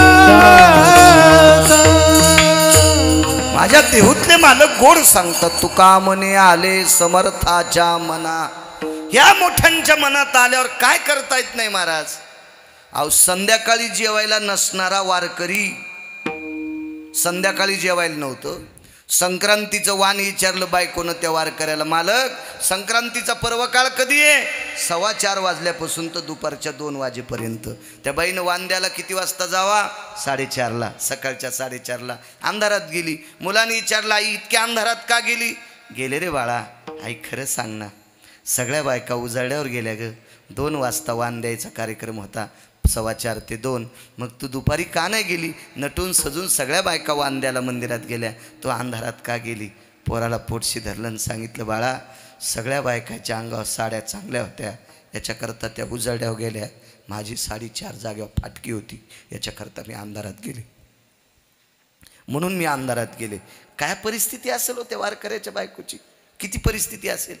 त्या वारकऱ्याचं नाव होतं सुदामदेव. सुदामदेव. पुढे काय झालं माहिती आहे? गाव सोन्याचं दिलं. एकेकाळी संक्रांतीला वाण देण्यासाठी साडी फाटकी, आणि त्याच व्यक्तीचं गाव सोन्याचं. सुदाम ब्राह्मण दुःखी दरिद्र पीडिला, सुदाम ब्राह्मण दुःखी दरिद्र पीडिला, पुष्पफुले घेऊन या त्याच्या भेटी लागी गेला, पुष्टी पोहे घेऊन या त्याच्या भेटी लागे गेला. शुद्ध बाबाच्या खोडीला गावा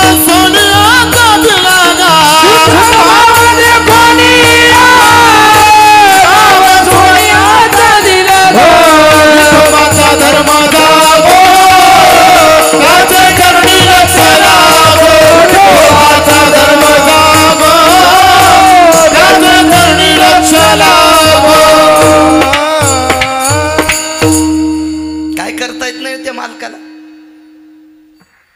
संध्याकाळी जेवायला नाही, गाव सोन्याचं दिलंय, हे सगळं करता येते. म्हणून आपण माणूस म्हणून जगलो पाहिजे. आपलं कोण्या दिवशी वाजील, कोण्या दिवशी बरं करील, कोण्या दिवशी फाडील, कोण्या दिवशी शिवील, हे सगळं त्याच्या हातात आहे. देखवी ऐकवी एक नारायण, तयाचे भजन चुकू नका. सगळी सत्ता त्याच्या हातात आहे. तुम्हाला एक सांगू का,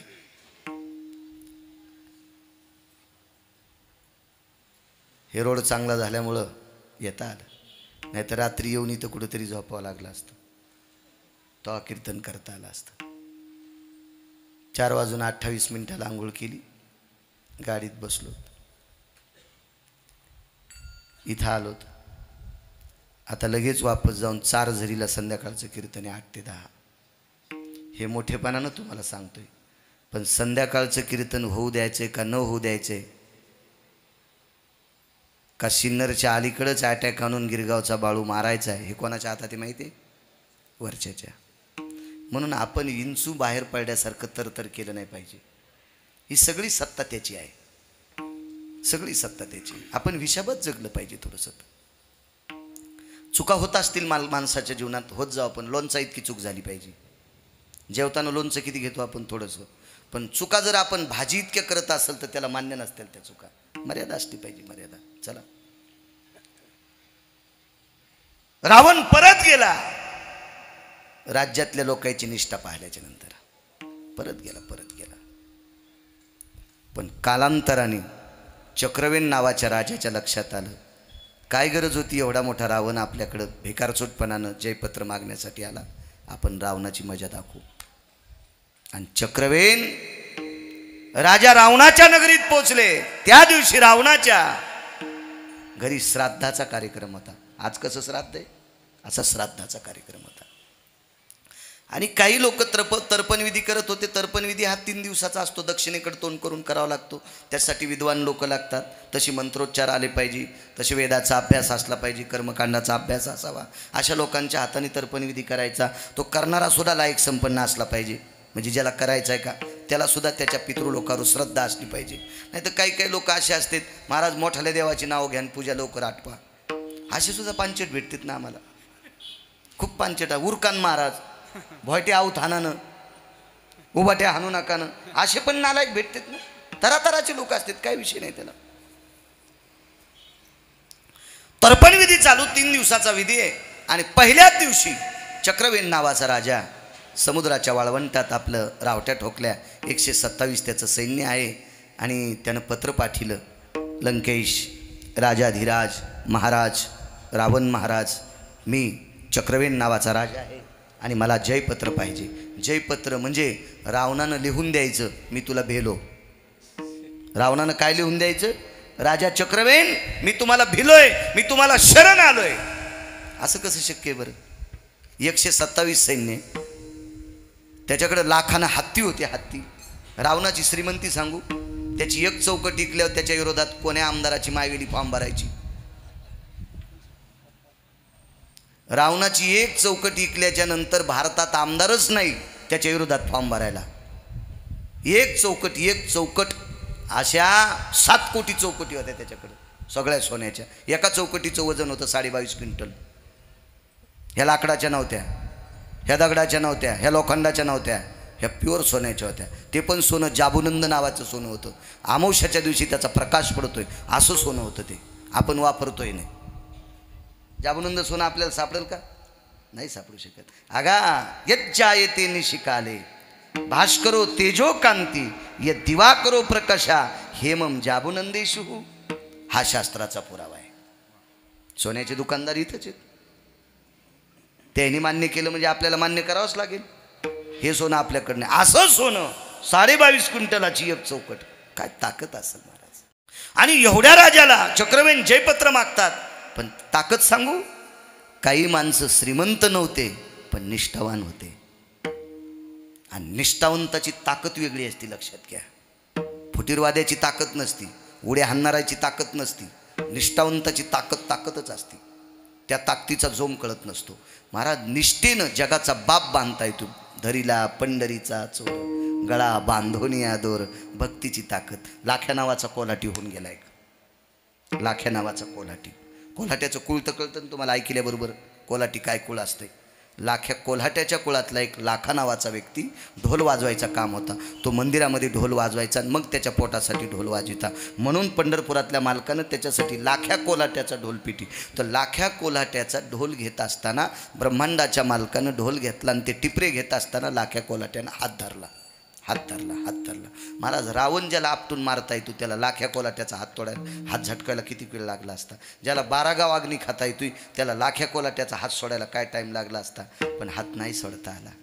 देव झटके मारित होता पण लाखा हात सोडत नव्हता. शेवटी लाख्या नावाच्या कोल्हाट्याने देवाच्या पायाला हात लावला. तर भगवान म्हणले हात सोडित नाही पाया का पडतो. कारण ऐका म्हणे, कारण ऐका. मी ज्याचा रागाने हात दाबला त्याचा हातच ठुत नाही. कोण म्हणतोय? लाख्या कोल्हाटी. कारण लाख्या कोल्हाट्याची बायको वाघाला भेट नव्हती. स्वयंपाक करायला बसली, पाल दिलेलं होतं, पोरगं झालं आणि पोरगं झोळणीत पारात झोपलं. आता पालात राहणाऱ्याला पाळणा असतो का? झोळणी बांधलेली लुगड्याची साडीची, त्याच्यात पोरगं झोपलं आणि पुढं पालाच्या पुढं स्वयंपाक करत होती. आणि वाघाच्या लक्षात आलं ही स्वयंपाक पुढं तोंड करून करायली, पाठीमागून उडी हाणून हिचं पोरगं खावा. वाघानं मागून उडी हाणणं, मांडी खालचा भाला फेकणं, जाग्यावर वाघ मारला. वैकुंठवासी रंगनाथ गुरुजी म्हणायचे तिनं 10-12 वाघ मारले. मग ज्याची बायको वाघाला भेट नव्हती तिचा नवरा ममुले असेल का? तिचा नवरा मुरमुरे असेल का? ज्याची बायको वाघाला भेट नाही त्यावर तो लाख्या कोलाटी काय असेल? त्यानं सांगितलं मालक मी रागानं ज्याचा हात दाबला त्याचा हात टिपऱ्यासारखा मोडून टाकला. पण 5 मिनिटापासून हात दाबतो तुमचा हात मोडत नाही. त्यावरती तुम्ही माणूस नाहीत राव. देवानं रूप प्रगट केलं. मला एकच सांगायचा मुद्दा, अहो लाख्या कोल्हाटी सामान्य माणूस, एवढी शक्ती जगाच्या मालकाच्या असताना त्यानं धरलेला हात सोडता येत नाही. ही भक्तीची ताकद आहे. देव फक्त भक्तीनं बांधला जातो. हा कोणाच्या ऋणात फक्त भक्तीचंच ऋण असं आहे की ती त्याला बांधू शकते. चला मग निष्ठेचं जे ऋण आहे, सात्विकपणाचं ऋण आहे, भाव आहे, शुद्धता आहे, याला ही सगळ्या लोकांना ते नाडून टाकत असते. 127 सैन्य असणारा पत्र पाठिलं, मला जयपत्र लिहून द्या. रावणानं सांगितलं तुम्हाला परवाला मिळेल. 3 दिवसाच्या नंतर 4थ्या दिवशी तुम्हाला जयपत्र मिळेल. कारण 3 दिवस तर्पणविधी होता. पण चक्रवेन राजा शांत नाही बसला. चक्रवेन राजानं काय केलं माहिती आहे? समुद्राची जी बारीक बारीक वाळू होती अशी 2-4 टोपले जमा केली, वडाची पानं तोडले, वडाच्या पानाचा चिक त्याच्यात टाकला, वाळू वलसर केली आणि वाळूची चिक लंका तयार केली. किती मोठी तयार केली? छोटीशी लंका. त्याच्यात तट तयार केला, प्रधानाचं घर तयार केलं, प्याद्याचं घर तयार केलं, गुमास्त्याचं घर तयार केलं, स्तुतिपाठकाचं घर केलं, मंत्र्याचं केलं, महामंत्र्याचं केलं, सुमंत्र्याचं केलं, रावणाचं केलं, प्रस्थाचं केलं. हे सगळी घरं छोटी छोटी आपण जे गायवाडा करत होतो का दिवाळीच्या वेळेला तशी सुंदरशी लंका तयार केली. आणि ही लंका तयार केल्याच्या नंतर वाळूची तयार केलेली छोटीशी लंका, बरं फार छोटीशी 10x10च्या एका जागेत केली असेल, तर त्याच्या पूर्वेकडच्या दिशेला असं त्यानं बोट लावल्याबरोबर त्या भिंतीचं पडल्याबरोबर रावणाच्या खऱ्या लंकेतली भिंत पडली. आणि तर्पणविधी चालू होता दक्षिणेतून. याला वो सवृत्ते शुदादिद पिंडोत्रपना नारायणो नागबली आपतेष्टि त्रिपंडी काल सर्प शांतिरस्ततेव च मुच्यतेरा यति तिलाग्रो जवाग्रो भयजायतः रक्तचंदनं समर्पयामि आरक्त पुष्पाति भयोस्थितः यज्जायोत सर्वांगुष्टादि स्नान भयो यत चंदनो भयस्थितो पितरोर शांतिरो गुडा शर्करा कागो हिरण्यो भयजायतेर मुग्धेर सुधा. अशी ती मंत्रोच्चार चालू होता गोडसा. मला आता येत नाही, मी 27 वर्षापूर्वी करीत होतो, आता नाही. पण ते मेमरी कार्डात डाटा आहे ना, कार्ड चांगलं आहे म्हणून तो मोबाईल साधा वापरितो. विडाला विडाला विडाला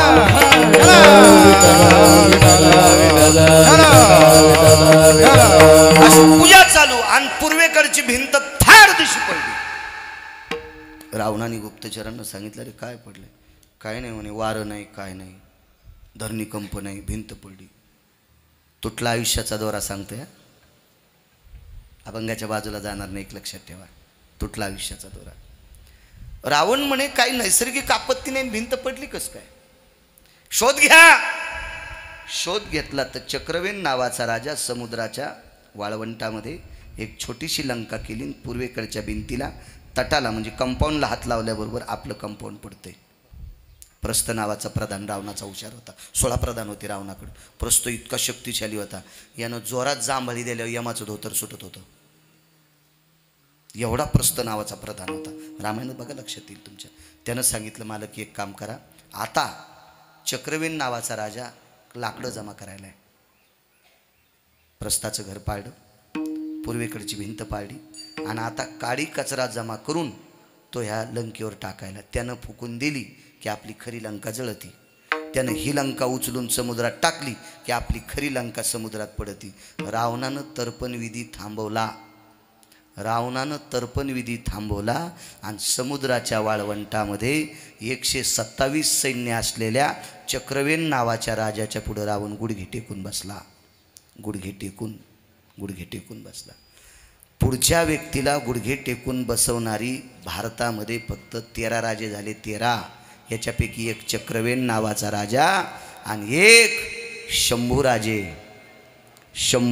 शंभूराजे छत्रपती शिवाजी महाराजांचे सुपुत्र शंभूराजे यांनी सुद्धा एका राजाला गुडघे टेकून बसायला लावलं. 13 पैकी 2 सांगितले, बाकीचे घरी गेल्यावर पहा सगळ्या गोळ्या एकखट्या घेतल्यावर ॲक्शन येत असतं. विठाला विठाला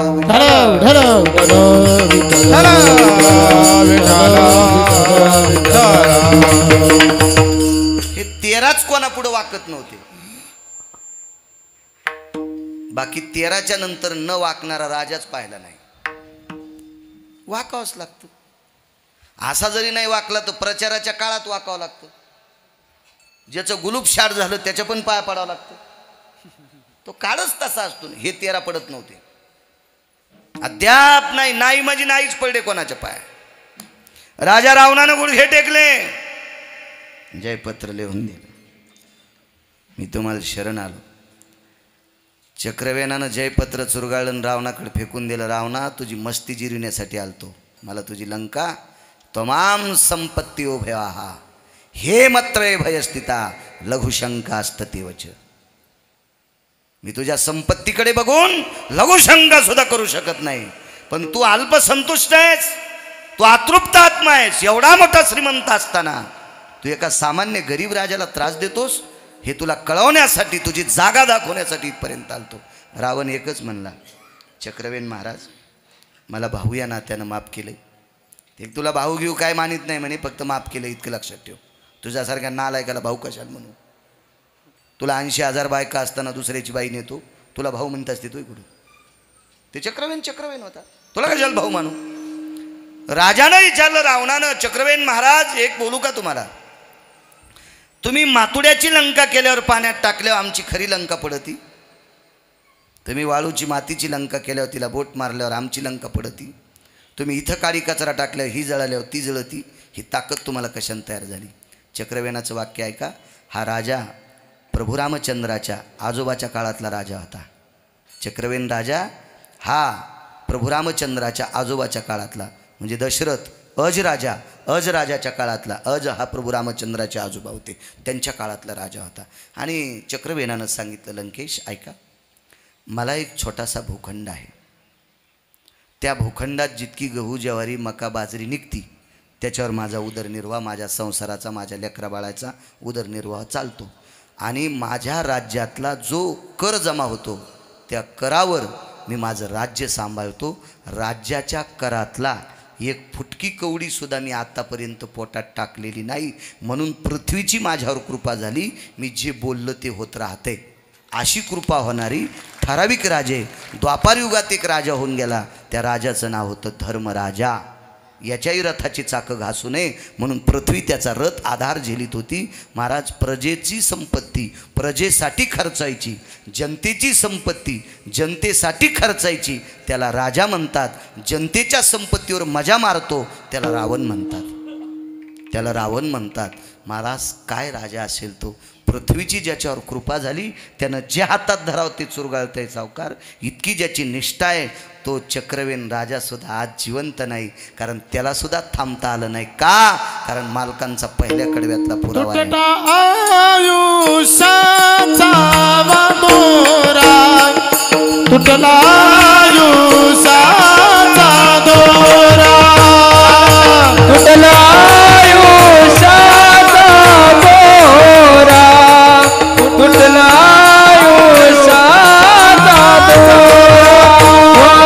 तुटला आयुष्याचा दोरा, तुटला आयुष्याचा दोरा.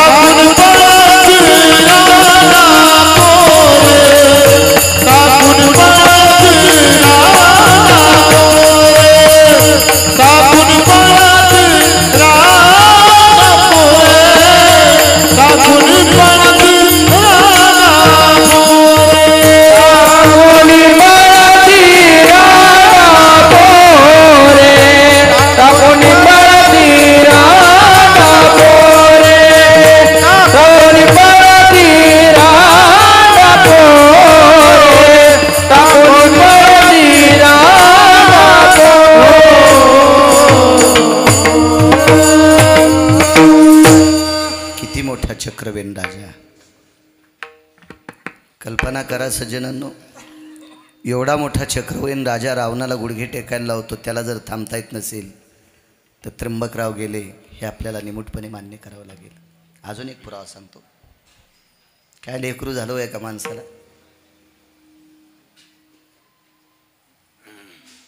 इतकं सात्विक लेकरू, इतकं सात्विक लेकरू की त्या लेकराचा सात्विकपणा मोजण्यासाठी ब्रह्मदेवाकडे तराजू नव्हतं. लेकरा अशी होत जावा. लेकरू जन्माला आलं, काय भाग्यवान लेकरू होतं ते. आयुष्य तर फारसं मला नाही आहे, कारण तुम्हाला जेवढं आहे तेवढंच मलाही असेल. ते पण कोण्या दिवशी मरेल हेही सांगता येणार नाही गिरगावकराला. पण मला जेवढं आयुष्य आहे त्या आयुष्यात मी रात्रंदिवस जरी त्या लेकराचं वर्णन केलं तरी त्याचं वर्णन संपत नाही. ते लेकरू इतकं अधिकारी होतं, कारण त्याला झाल्या झाल्या आंघोळ घालायला पंढरपुरातला बाप होता. झाल्या झाल्या पंढरपुरातल्या जगाच्या बापानं त्याला आंघोळ घातली. विश्वाच्या बापानं साडी नेसून आंघोळ घातली. त्याला साडी नेसलेली होती, साडी नेसलेली होती. रोज त्या लेकराची टाळू माखायची पंढरपुरातल्या मालकानं. कोणाच्या रूपात? बाईच्या रूपात. 27 दिवस बाई झाला हो मालक, 27 दिवस टाळू माखायची, स्नान घालायचं. झोळणी अशी टांगलेली होती झोपड्यात. पंढरीतल्या मालकानं त्याला अशी अंगाई गाची, झोका द्यायचा, झोका द्यायचा. 27व्या दिवशी मालक निघून गेले. 28व्या दिवशी मुलाचे बाबा बाहेरून आले. तुटला आयुष्याचा दोरा सांगतोय. मुलाचे बाबा बाहेरून आले. बाईच्या डोळ्यातून पाणी येत होतं, मालकिनीच्या पत्नीच्या. धनी धनी शब्द वापरला. काय भारदस्त मावल्या होत्या, काय आदरानं नवऱ्याला बोलायच्या. काय ती वाणी होती, फार मोठं प्रभुत्व होतं. धनी काय ग, आपल्याला बाळ झालंय, पाहतोय मी. मालक एक सांगू का? वाचत नाही हो आवाज, थोडासा वाढवा. गोडे साऊंड सिस्टीम छान, पक्वादाला पण वाढवा. धनी आपलं बाळ वाचत नाही हो. का ग? आज सकाळपासून वक्षस्थळातलं दूध संपलंय. इतक्या दिवस होतं मालक. काय दुधाची मायविली आटायला? का नाही दूध आटलं 27 दिवस? कारण तो जगाचा पापच तिथं होता. ह्याच्याकरता वक्षस्थळातलं दूध आटलं नाही. आज मात्र तो निघून गेला, आईच्या वक्षस्थळातलं दूध संपलं. 4 वाजलेली होती संध्याकाळची. सकाळपासून लेकराच्या पोटात एक थेंब दूध नव्हतं. अंगावरची त्वचा वृक्ष पडू लागली, मुठी वळलेल्या होत्या. काय करावं? मांडीवर निचेष्टीत पडलेले, डोळी बंद झालेली आहेत. कुठंतरी कधीतरी थोडंसं पोट हालतंय. सगळं बंद झाले, इंद्रियाच्या प्रक्रिया पूर्ण बंद झाल्या.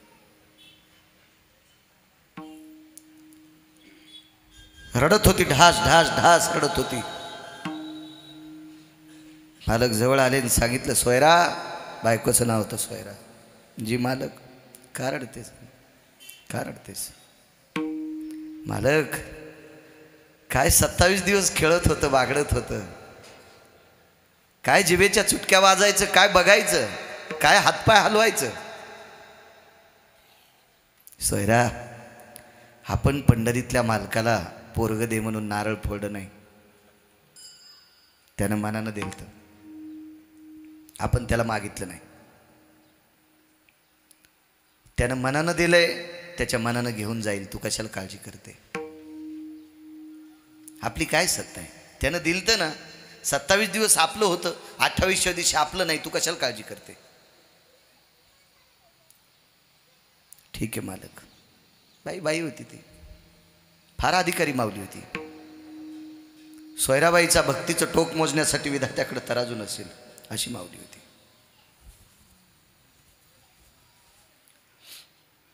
कारण अधिकार किती होता सांगू? तुम्ही गावरान तुपातला नैवेद्य करा, सोन्याच्या ताटात आमच्या सावकाराकडून तुम्ही सोन्याच्या प्लेट विकत घ्या. महाराजजी बसा.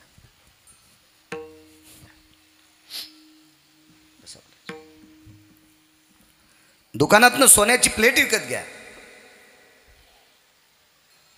आणि गावरान तुपातला नैवेद्य त्या प्लेटमध्ये ठेवा आणि देवापुढे ठेवा. देव खाईल का सावकार? खाईल का? एक द्वादशी आली महाराज, वासुदेव द्वादशी आली एक. ती द्वादश होती. सोमवारच्या नंतर दुसरा दिवस कोणता आहे? तू सोमवारच्या नंतर वार कोणता? मंगळवार. वा, हुशार माणसं. एकादशी सोमवारची होती. द्वादशी कोण्या दिवशी येणार? मंगळवारी.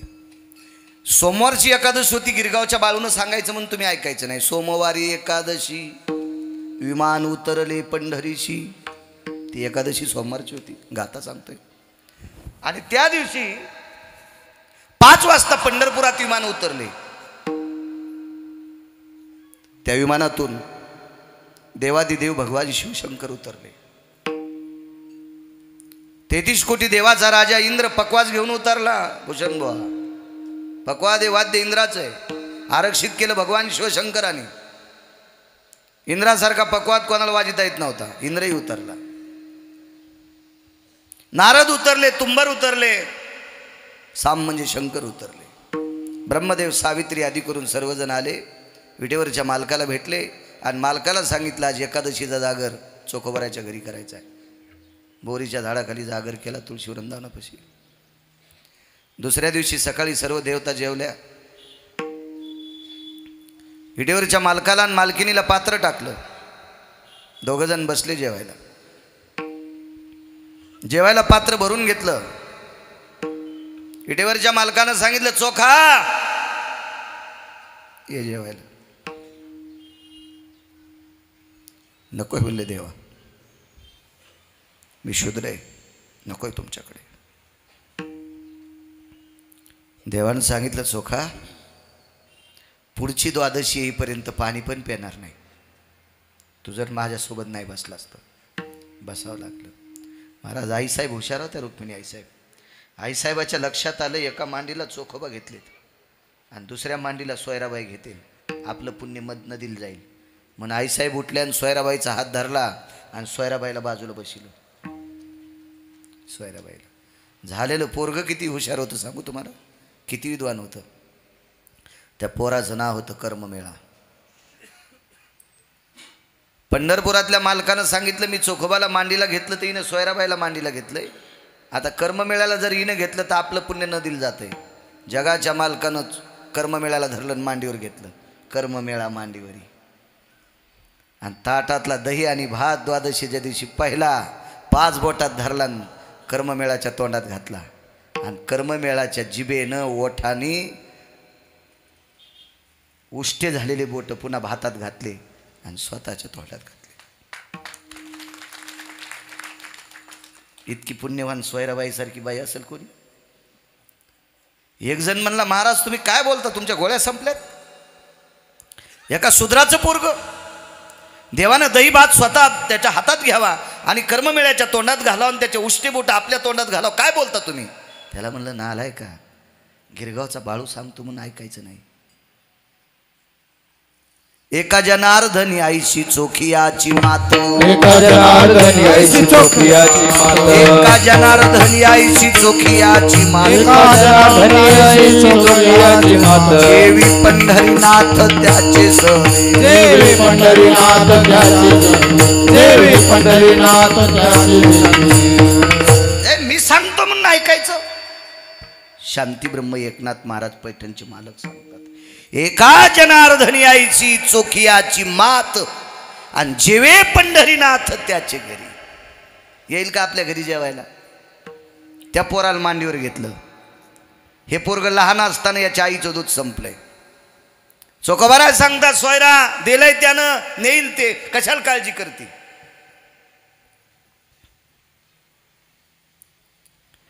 पोट थोडंसं हालत होतं. बाईनं सांगितलं धनी एक बोलू. काय ग? गेल्या 27 दिवसापासून अंगा खांद्यावर खेळवले, तुमचा पिंड याच्यात आहे. जाता जाता तुमचा हात लागू द्यायला आणि बायकोच्या मांडीवरचं स्वतःच्या हातावर घेतलं. लुळूपुळू झालेलं होतं, पांढरं शुभ्र पडलेलं होतं, डोळे बंद झालेली होती, मुठी विळून गेलत्या, पाय तिरळून गेलते.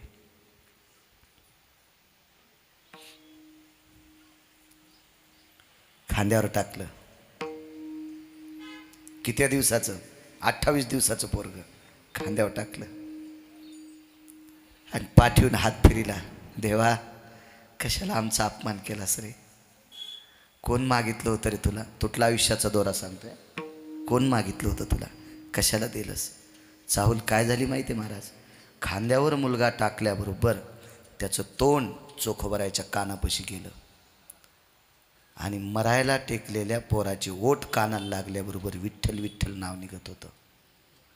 विठ्ठल विठ्ठल नाव. हे 28व्या दिवशी नाही, झालं त्याच वेळेला. उपजताची कर्म मेळा, उपजताची कर्म मेळा, कर्म मेळा, उपजताची कर्म मेळा. वाचे विठ्ठल सावळा, वाचे विठ्ठल सावळा, वाचे विठ्ठल सावळा, वाचे विठ्ठल सावळा, वाचे विठ्ठल सावळा, वाचे विठ्ठल सावळा. उपजताची कर्म मेळान वाचे विठ्ठल सावळा. झाल्या झाल्याच श्री विठ्ठलाचं नाव ओठावर होतं महाराज. काय लेकरू असलो, काय लेकरू. असे ठराविक लेकरं झाले, ठराविक. नामदेवरायाला पुत्र झाला. बारशाल पंढरीतले मालक आले. बारशाल विठू बारशाशी आला. बारशाल मालक आले, आईसाहेब आल्या. काय ते कुंची टोपरं, ते डाग दागिने सगळे घेऊन आले मालक बारशासाठी. आता बारशाच्या दिवशी नाव ठेवायचं असतंय. नाव उभे राहिले, मग सगळे असे बसले. नाव काय ठेवायचं, नाव काय ठेवायचं. आता नाव ठेवायला आंटीला मान असतोय. आमच्या आंटी ठुत्या, तिला कवडीची अक्कल नाही, तिला नाव ठेवता येत असतं वय. हा, लग्न झाल्या झाल्या सासू हाकलून दिली. हा, हिच्या अंगावर झोपीत भिताड पडन आणि हिच्या हाताने नाव ठेवता असते तो पांचेटबाईच्या हातानं. नामदेवरायल पुत्र झाला. देव बारशाला आले, म्हणले नाव काय ठेवायचं? नामदेवराय म्हणले कोणाला सांगावं? मग जनाबाईला सांगितलं तर जणी म्हणे नामदेवा, नाव नारायण ठेवा. आईसाहेबांनी विचारलं पंढरीतल्या रुक्मिणी आईसाहेबांनी, जना जी माय, जी जी, तू नामदेवरायच्या मुलाचं नाव नारायण ठेवायला मोठ्या आग्रहानं सांगितलं. कशाच्या ताकदीवर? मी रोज आंघोळ घालते, रोज आंघोळ घालते आणि अंगाई गाते. पण मी अंगाई गात असताना माझ्या अंगाईला स्वर नामस्मरणाचा येतोय. हो, वृत्ती नारायण झालेली आहे म्हणून नारायण नाव ठेवा. काय लेकरं असतील. भक्त प्रल्हादाचं नाव प्रल्हादच का? परा पश्यंती मध्यमा वैखरी. परा नावाच्या वाणीने विटेवरच्या मालकाचं चिंतन करीत होता, मग प्रल्हाद नाव ठेवला. नाव राजाचं परीक्षितीच का ठेवलं? पोटात ओळखिलं, पोटात ज्यानं रक्षण केलंय ते बाहेर आल्यावर ओळखलं, माझं संरक्षण करणारा हाच आहे. पारख केली, पारख करण्यात त्या परीक्षेत परिपूर्ण झाला. इति नाम परीक्षिती. यायचे नावही कामात, कामही गोड. आपले नाव तळ्यानं आणि काम मळ्यानं. मेळ नसतो ना आपल्या नावायचा, काही हिसाबच नाही ना. कोणीकडे नाव सुटत येत आपला मेळच नाही. खांद्यावर टाकलं, विठ्ठल विठ्ठल म्हणत होतं. माईकडे देऊन टाकलं पोरग. झोपड्याच्या बाहेर आले, पंढरीकडे तोंड केलं. सांगितलं, देवा कशाला अपमान करतोस रे? अरे नास्तिक जन्माला आला असतं तर दगड जन्माला आला म्हणून फेकून दिला असतं. पण तुझा वारकरी आमच्या पोटाला आलाय रे, कशा करता मारतोस त्याला? कशा करता मारतोस? देवा, माझ्या बाबांनी रानोबानी तुझं भजन केलं, माझ्या बाबांनी रानोबानी तुझं भजन केलं म्हणून माझ्या बाबाला तू एक आंबा देलतास. कोण कोणाला सांगायला माहिती? चोखोबाऱ्या विटेवरच्या मालकाला. तुटला आयुष्याचा दोरा सांगतोय. चोखोबाच्या वडिलांचं नाव रानोबा होतं. माझ्या बाबांनी तुझी वारी केली, पायरीचं दर्शन घेतलं, मधात जाऊ देत नव्हते लोक. माझ्या बाबावर प्रसन्न झाला असं एक आंबा दिला रे.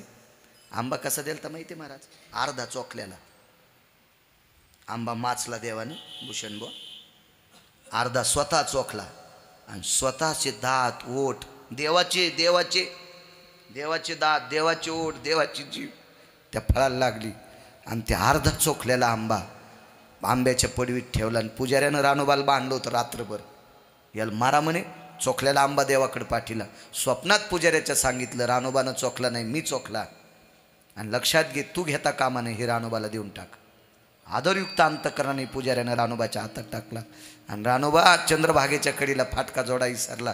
तसेच घरी गेले आणि पत्नीला सांगितलं, लक्ष्मी मालकाने प्रसाद दिलाय ग, हे तुला घेऊन टाक.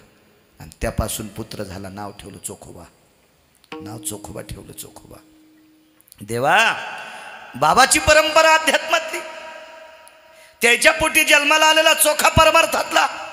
देवा लक्षात ठेवणार रे, आमच्या तिसऱ्या पिढीला पण वारकरी दिलास आणि का मारतोस रे. जगलं पोरग, जगलं पोरग, जगलं. पण आज जिवंत आहे का नाही. त्याची पण आयुष्याची मर्यादा सुटल्या, आयुष्याची माळ तुटली. म्हणून ह्याच मुलाचे बाबा हा अभंग लिहितात आणि त्या पहिल्या कडव्यात म्हणतात, तुटला आयुष्याचा दोरा, तुटला आयुष्याचा दोरा, तुटला आयुष्याचा दोरा, तुटला आयुष्याचा दोरा, तुटला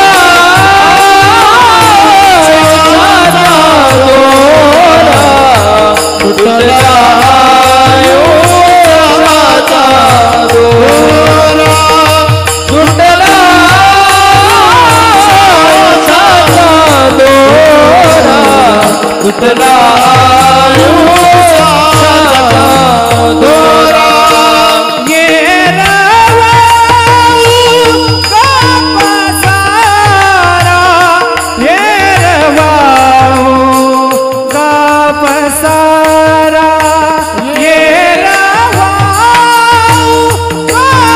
कापसारा, ये रवाऊ कापसारा, टाकून पळती राणा पोरे, टाकून पळती राणा पोरे, टाकून पळती राणा पोरे, टाकून पळती राणा पोरे. ये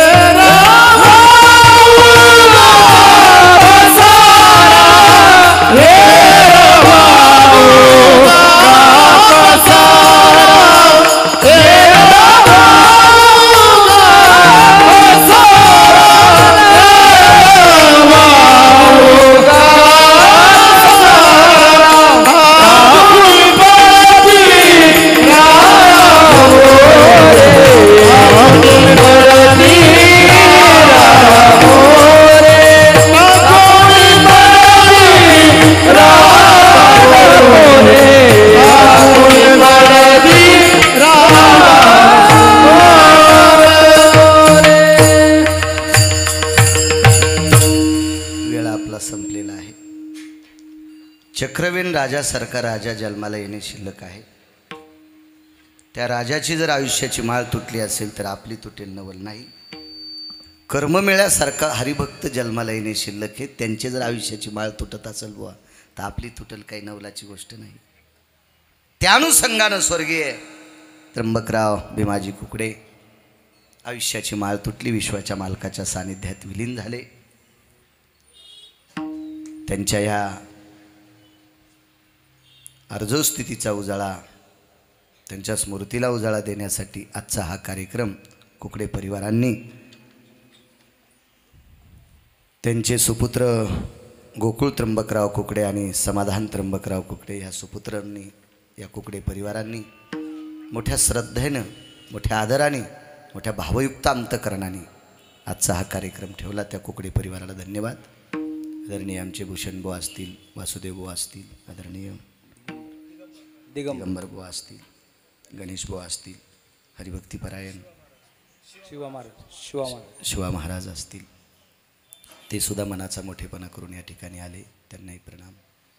सहाने महाराज असतील, तुपे भाऊ असतील, जे डाहळे काका असतील, महाराज कोड त्यांचा काकडा त्यांचा आवडीचा, त्यांचा प्राण म्हणावं लागेल काकडा. जगात खूप श्रीमंत लोक असतात, त्याबद्दल विषय नाही, पण जे अध्यात्मात झुकून घेतात त्यांना वाखाणलं पाहिजे.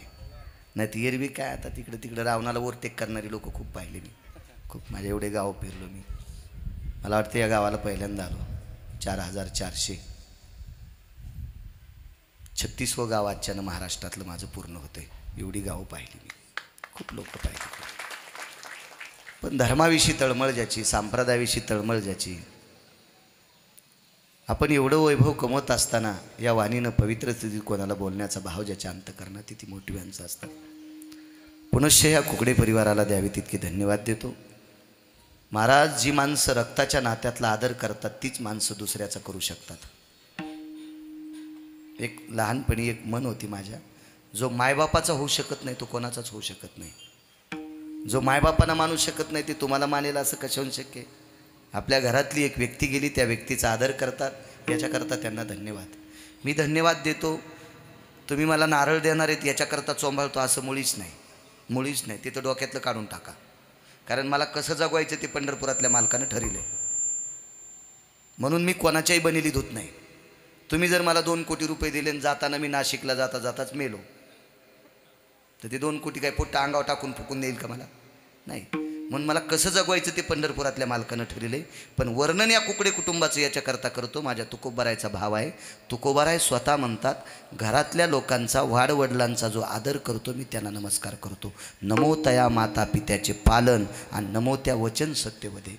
तुकोबाराय घरातल्या लोकांचा आदर करणाऱ्याला नमस्कार करतात. म्हणून मी या कुकडे परिवाराला धन्यवाद देतो. आदरणीय आमचे शिवदास महाराज सुद्धा या ठिकाणी आहेत. महाराजांना सुद्धा प्रणाम करतो. उपस्थित इथे बसलेले वारकरी, टाळकरी, साधक, सात्विक, सदाचारी, पुण्यशील, पावन अशा सर्व सात्विक जनांना प्रणाम करतो. हा प्रांत माझ्या भगवान प्रभू रामचंद्राच्या पदस्पर्शाने पुनीत असणारा पावन प्रांत आहे. त्र्यंबक राजाच्या गोड भक्तीच्या सूत्रानं पावन असलेला प्रांत आहे. माझ्या निवृत्तीदादांच्या भक्तीने पुनीत असलेला हा पावन प्रांत आहे. म्हणून या परम पावन प्रांताला सुद्धा प्रणाम करतो आणि माझ्या वाणीला विराम देतो. विठोबा रखुमाये.